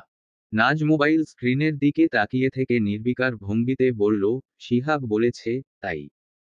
মালা ভ্রু কুঁচকে বলল, শিহাব বললেই বেরিয়ে আসতে হবে। তাও আবার শিউলিকে একা ফেলে রেখে। তাহলে আর এত কষ্ট করে চিটাগংয়ে এসে লাভটা কি হলো? চুপ কর তো। জরুরি একটা কাজ করছি। কণা নাজের মোবাইলের ওপর উকি দিয়ে বলল, কি এমন কাজ? তার দেখা দেখি মালাও উকি দিল নাজের ফোনের ওপরে। নাজ কিছুক্ষণ আগে রান্নাঘরের দরজার আড়াল থেকে করে ভিডিওটা প্লে করে দেখালো দুজনকে।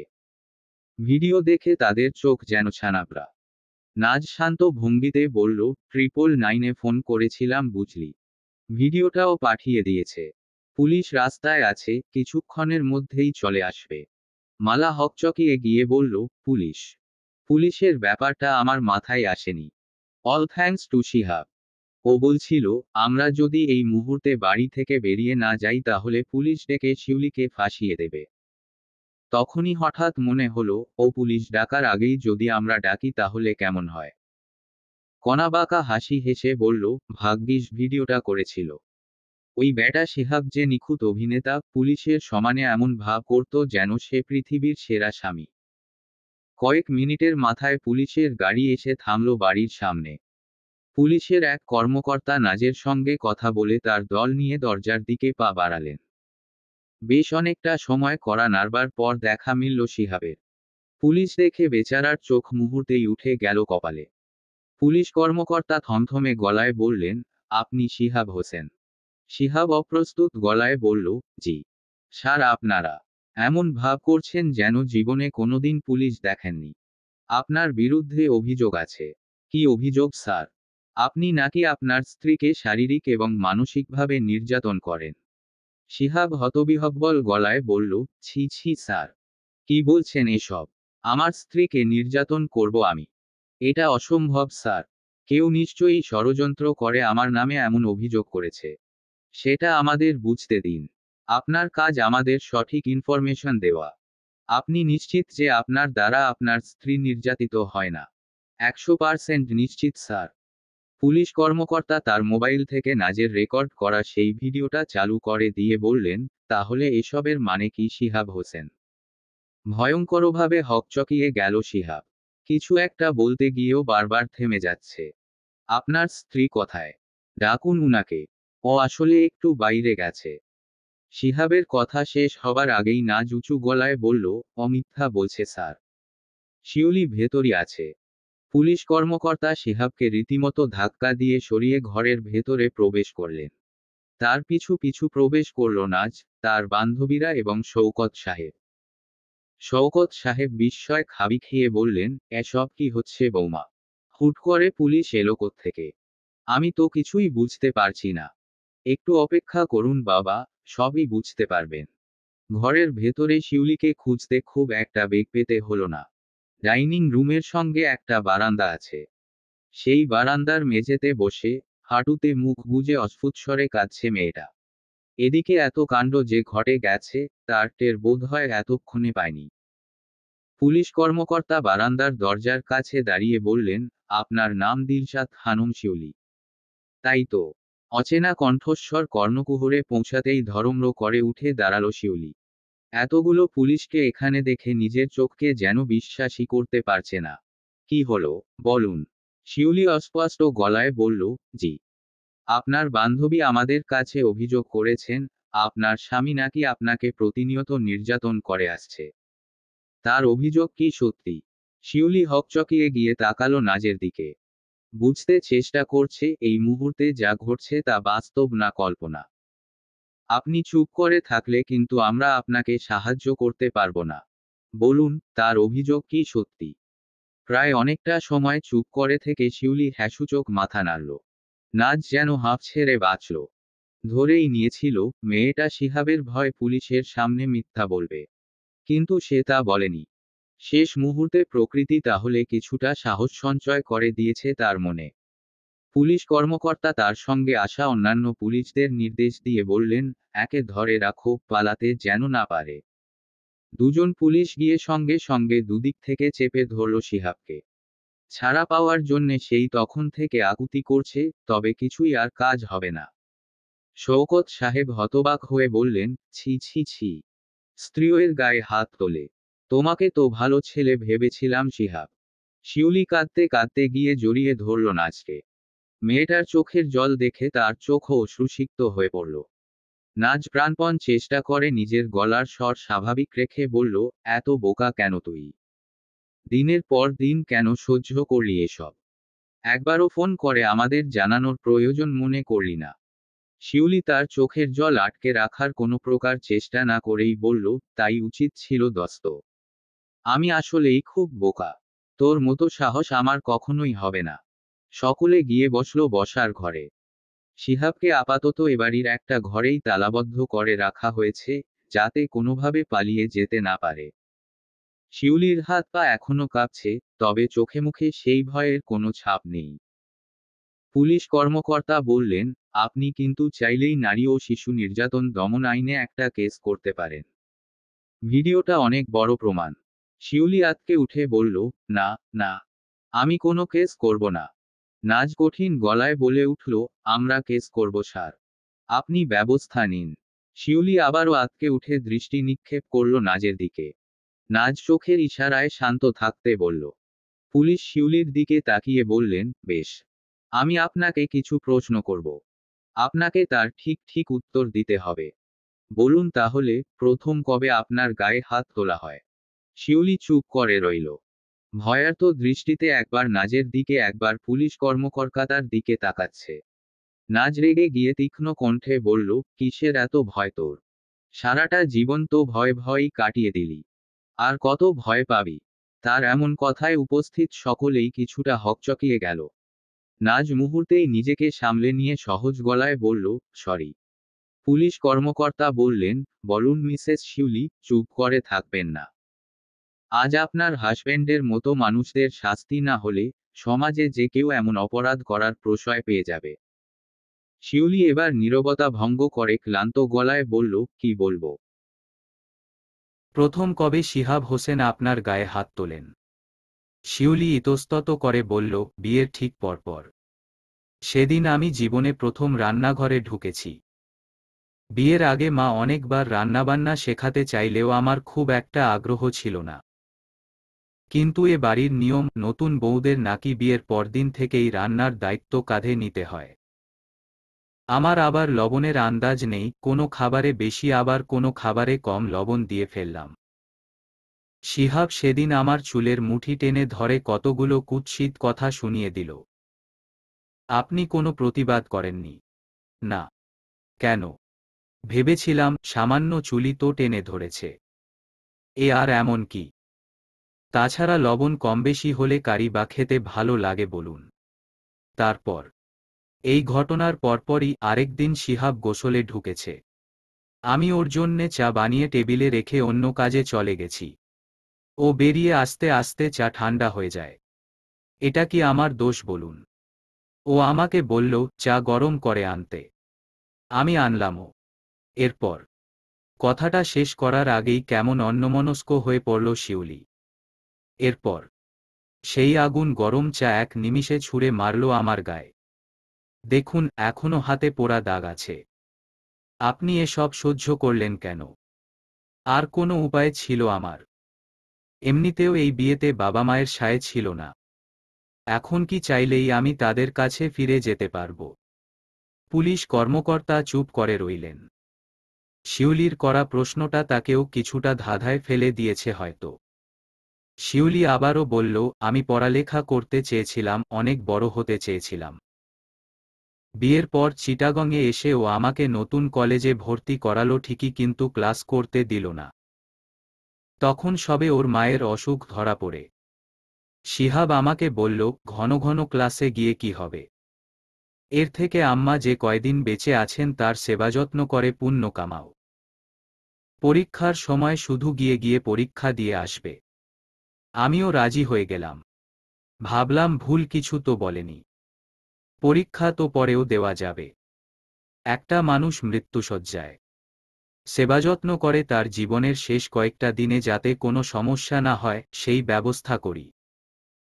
কিন্তু কষ্ট তো তখন হলো যখন দেখলাম ও আমাকে পরীক্ষাও দিতে দেবে না। সেদিন আমাদের বাড়ি ভর্তি লোকজন।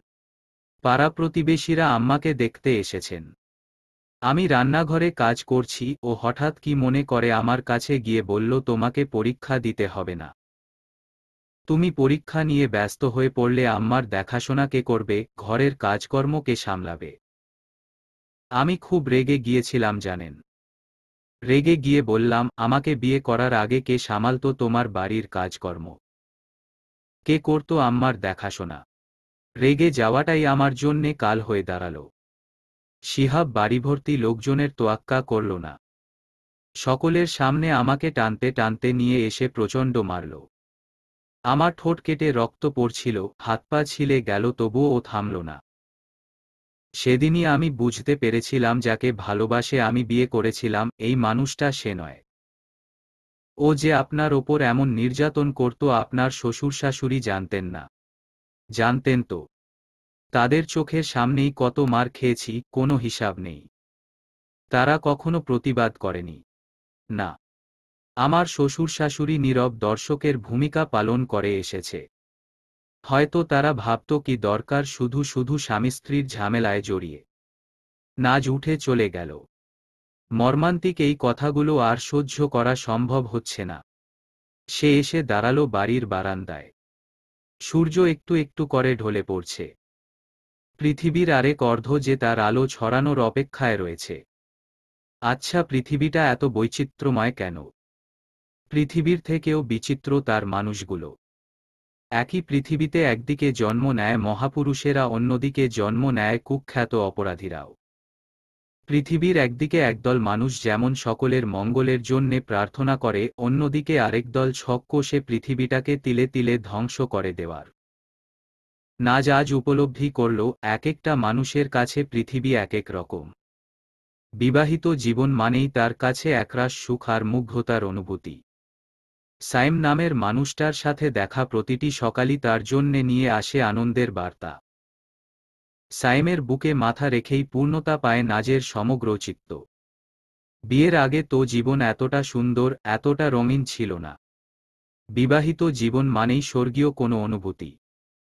এমন ধারণা নিয়েই বাকিটা জীবন কাটিয়ে দিতে খুব একটা অসুবিধা হবে না নাজের।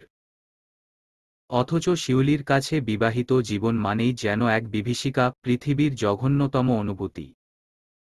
ওই মেয়েটা কি আর কোনোদিনও পারবে কাউকে ভরসা করতে?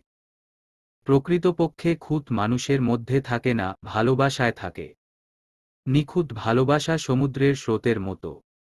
হাজার চেষ্টা করেও তাকে আটকে রাখা যায় না। আর ত্রুটিপূর্ণ ভালোবাসা তার ঠিক বিপরীত। ভালোবাসায় ত্রুটি থাকে, তা এক জায়গায় স্থির হয়ে থাকে, তাকে টেনে হিচড়েও এগিয়ে নেওয়া যায় না। শিহাব কোনোকালে শিউলি ভালোবাসলেও সেই ভালোবাসা ছিল খুঁতে ভরপুর। তাই তো বিয়ের পর মন থেকে সকল অনুভূতি উধাও হয়ে গেছে। আর সাইম, ছেলেটা কি আজকে থেকে তাকে ভালোবাসে? নাজ যখন নিতান্ত বাচ্চা একটি মেয়ে, সেই তখন থেকে সাইম মন দিয়ে ফেলেছে তাকে।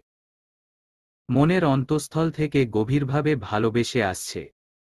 যে ভালোবাসা আজও সজীব, আজও প্রাণচঞ্চল। নিখুঁত ভালোবাসা মানুষের মনে এক অগাধ বিশ্বাসের জন্ম দেয়। সেই বিশ্বাসের বলেই নাজ নিশ্চিতভাবে বলতে পারে, আর যাই হয়ে যাক না কেন সাইম চিরকাল তাকে একইভাবে ভালোবেসে যাবে। আরও একবার নিজেকে ভীষণ ভাগ্যবতী বলে মনে হচ্ছে। প্রবল ভাগ্যগুণেই সাইমের মতো একটা মানুষকে জীবনসঙ্গী হিসেবে পেয়েছিল। শিহাবের বাবা জালালউদ্দিন সাহেব বাজারে গিয়েছিলেন। বাড়ি ফিরে এতগুলো পুলিশ দেখে রীতিমতো থ-বনে চলে গেলেন তিনি। পুলিশ কর্মকর্তা তাকে বললেন, আপনার ছেলেকে আমরা থানায় নিয়ে যাচ্ছি। ঘরের বউয়ের গায়ে হাত তোলার মজা এবার সে টের পাবে। জালালউদ্দিন সাহেব রীতিমতো কাঁদতে কাঁদতে বললেন, ওকে ছেড়ে দিন স্যার। আমার ছেলের কোনো দোষ নেই। কোনো দোষ নেই। স্ত্রীকে নির্যাতন করা দোষ নয়। আমার ছেলেটা সবসময় টেনশনে থাকতো স্যার। মায়ের অসুখ, এতগুলো টাকা কিভাবে জোগাড় হবে সেই চিন্তা করতে করতেই পার করত। টেনশনে রেগে গিয়ে মাঝে মধ্যে। একটা মানুষ চিন্তাগ্রস্ত হলেই স্ত্রীর গায়ে হাত তোলার লাইসেন্স পেয়ে যায় না। মান্ধাতা আমলের ধারণা থেকে বেরিয়ে আসুন। দেশে এখন ডোমেস্টিক ভায়োলেন্সের বিরুদ্ধে শক্ত আইন করা হয়েছে। আর আপনি যেটাকে মাঝে মধ্যে বলছেন সেটা আপনার বৌমার জন্যে ছিল প্রতিদিন। জালালউদ্দিন সাহেব আকুতির স্বরে বললেন, ওকে এবারের মতো ক্ষমা করে দিন স্যার। বৌমা, তুমি উনাদের থামাও। শিউলি একদৃষ্টে তাকিয়ে রইল মেঝের দিকে। পুলিশকে থামানোর কোনো ভাবলক্ষণ তার মধ্যে প্রকাশ পেল না। পুলিশ কর্মকর্তা বললেন, আমি ক্ষমা করার কেউ নই। ক্ষমা বা শাস্তি যাই করার আদালত করবে। আপাতত আমরা আপনার ছেলেকে নিয়ে যাচ্ছি। জালালউদ্দিন সাহেব কাঁদতে কাঁদতে ধপাস করে সোফার ওপরে বসে পড়লেন। শওকত সাহেব তার কাঁধে হাত রেখে আক্ষেপের সুরে বললেন, ছেলেকে সঠিক শিক্ষা দিতে পারেননি, এখন আর কেঁদে কি হবে ভাই সাহেব? শিউলি পুলিশ কর্মকর্তাকে বলল, স্যার, আমি ওকে ডিভোর্স দিতে চাই। ঠিক আছে, আমরা ব্যবস্থা নিয়ে আপনাকে জানব। আপনাকে আরেকবার চিটাগংয়ে আসতে হবে। আপাতত আপনি সকলের সঙ্গে গ্রামের বাড়িতে ফিরে যান। নাজ হাসিমুখে বলল, আপনাদের অনেক অনেক ধন্যবাদ স্যার।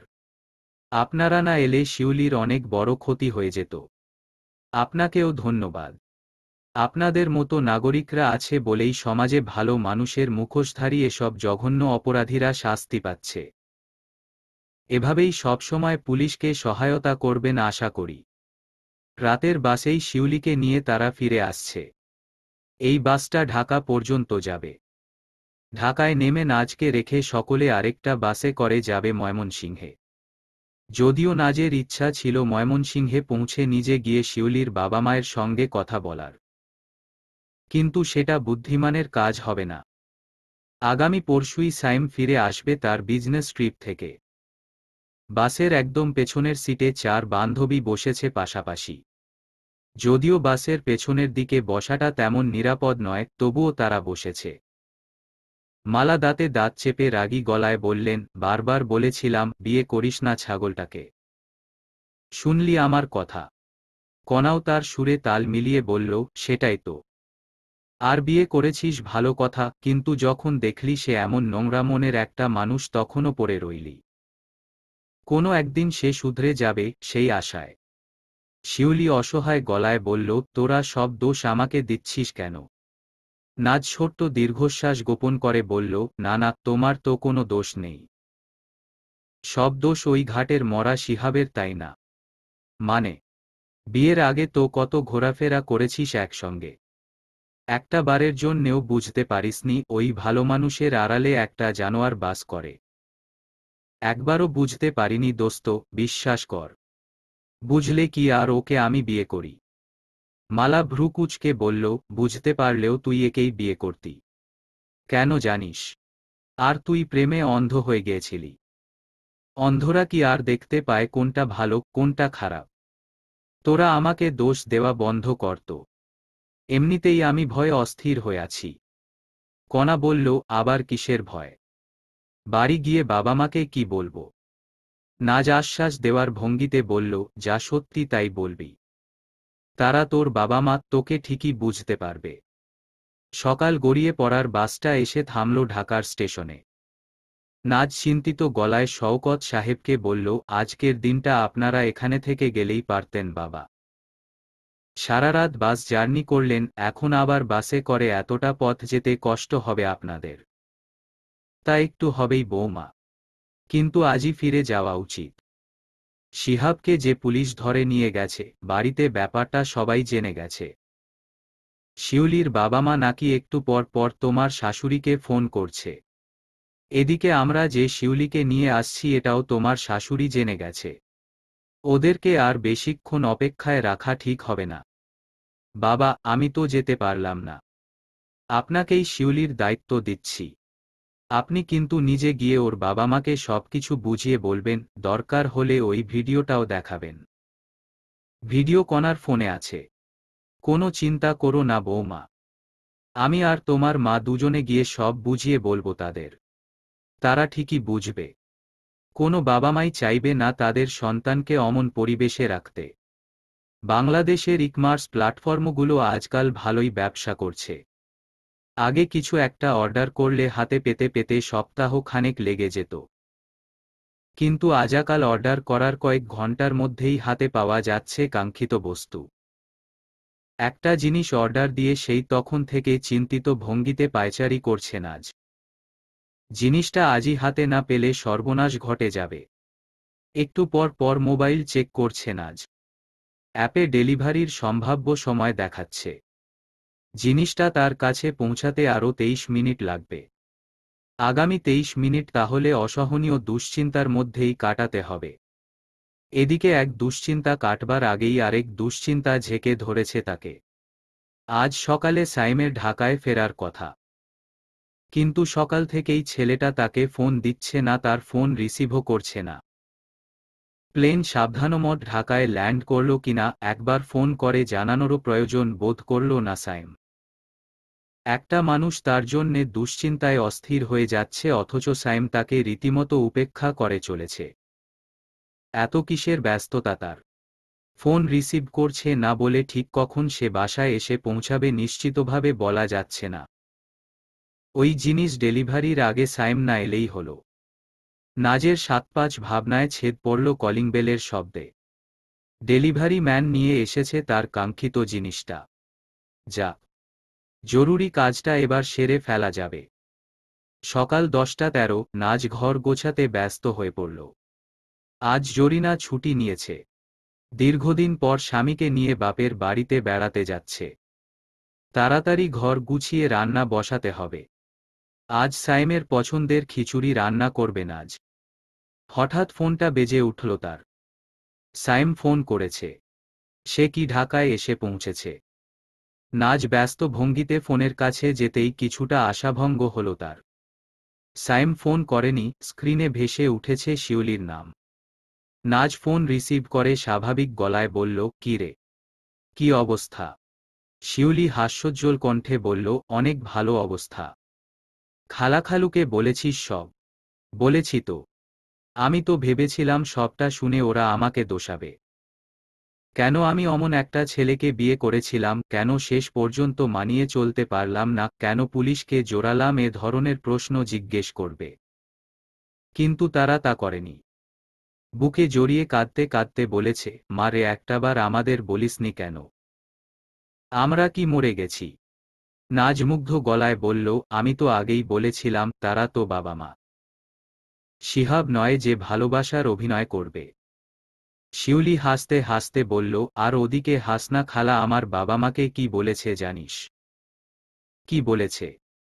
বলেছে, মেয়েটার মাথায় একটু বুদ্ধিশুদ্ধি ঢোকানোর ব্যবস্থা করুন, আমার সাহসী বৌমা না থাকলে আজ ওর খবর ছিল। নাজ খিল খিল করে হেসে উঠল। শিউলি হঠাৎ অন্যরকম গলায় বলল, উনি কিন্তু মিথ্যা কিছু বলেননি নাজ। তুই না থাকলে এখনো আমাকে ওই কারাগারে পড়ে থাকতে হতো। গতকাল পর্যন্ত যেখানে আমার বারবার মনে হচ্ছিল জীবনটাকে শেষ করে দিই, সেই আমি আজ নতুন করে বাঁচার স্বপ্ন দেখছি। জানিস, বাবা বলেছে আমাকে আবারও লেখাপড়া করাবে। আমার হারিয়ে যাওয়া স্বপ্নগুলো আবারও আমার কাছে ফিরে এসেছে নাজ।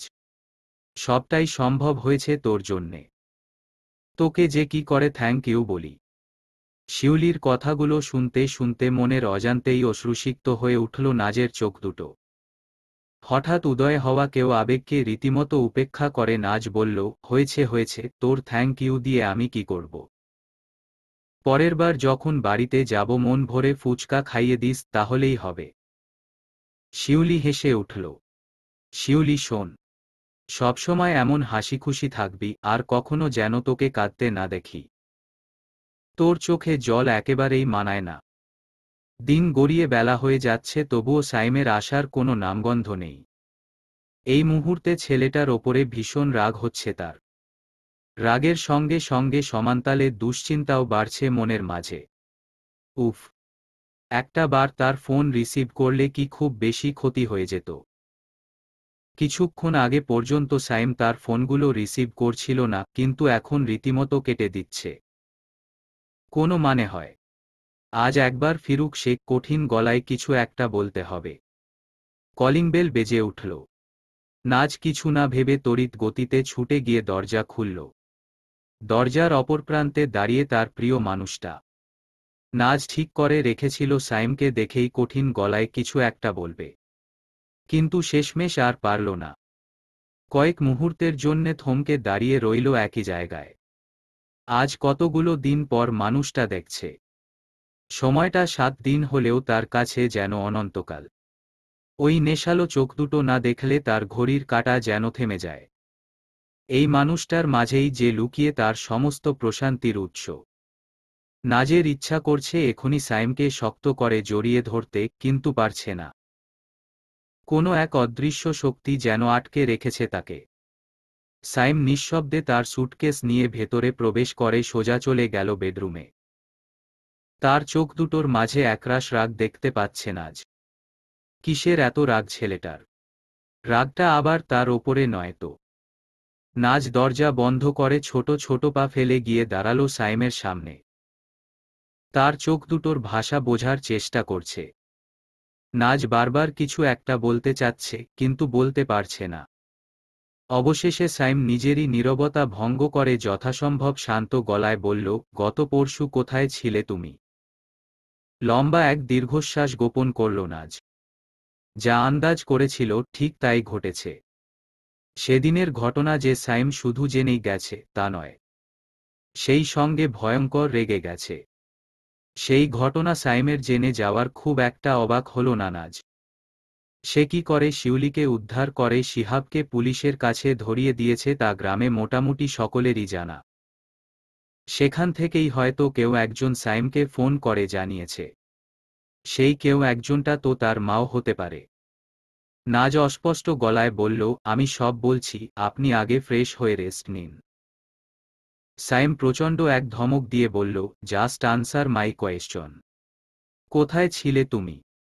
নাজ নিচু স্বরে বলল, চিটাগংয়ে। সাইম রাগে দাঁতে দাঁত চেপে বলল, কার পারমিশন নিয়ে গিয়েছিলে? আমি একা ছিলাম না। বাবা আমাদের সকলকে সেখানে নিয়ে গিয়েছিলেন, আবার সাবধানে ঢাকায় পৌঁছেও দিয়েছেন। বাবা? তুমি আমার বাবাকে চেনো না?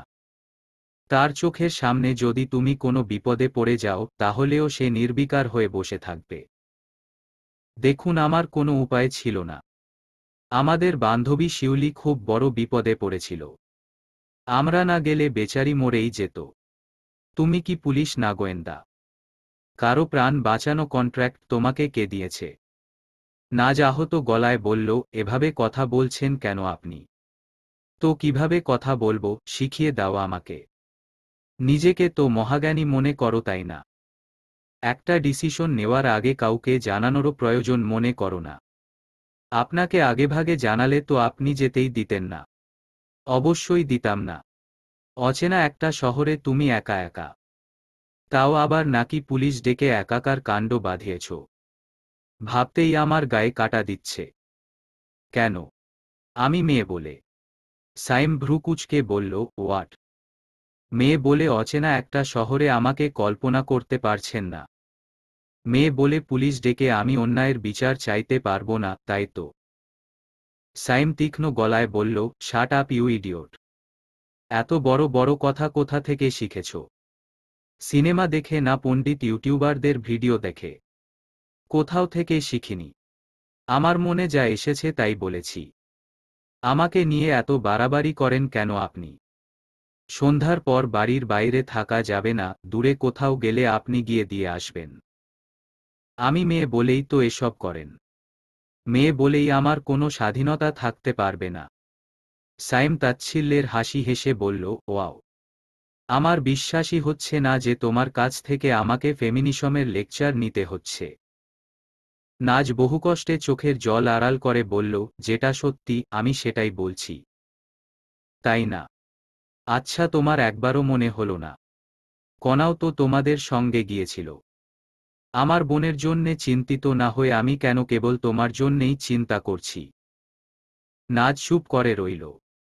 আসলেই তো, এ কথা তো আগে মাথায় আসেনি।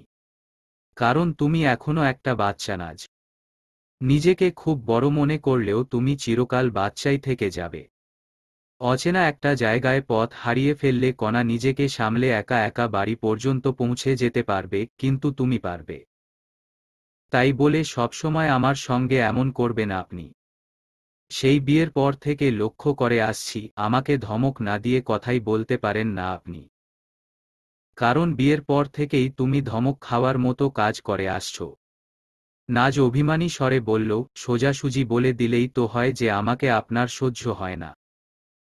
সাইম বিরক্ত গলায় বলল, আসলেই সহ্য হচ্ছে না এই মুহূর্তে। কয়েক ঘন্টার জন্যে প্লিজ এ ঘরে আসবে না, আমাকে একা থাকতে দাও। কয়েক মুহূর্ত চুপ করে রইল নাজ। অবিশ্বাসে তাকিয়ে রইল সাইমের দিকে। অবশেষে নীরবতা ভঙ্গ করে স্পষ্ট গলায় বলল, ঠিক আছে। কয়েক ঘন্টার জন্যে কেন, সারা জীবনের জন্যে আমি এ ঘর থেকে চলে যাচ্ছি।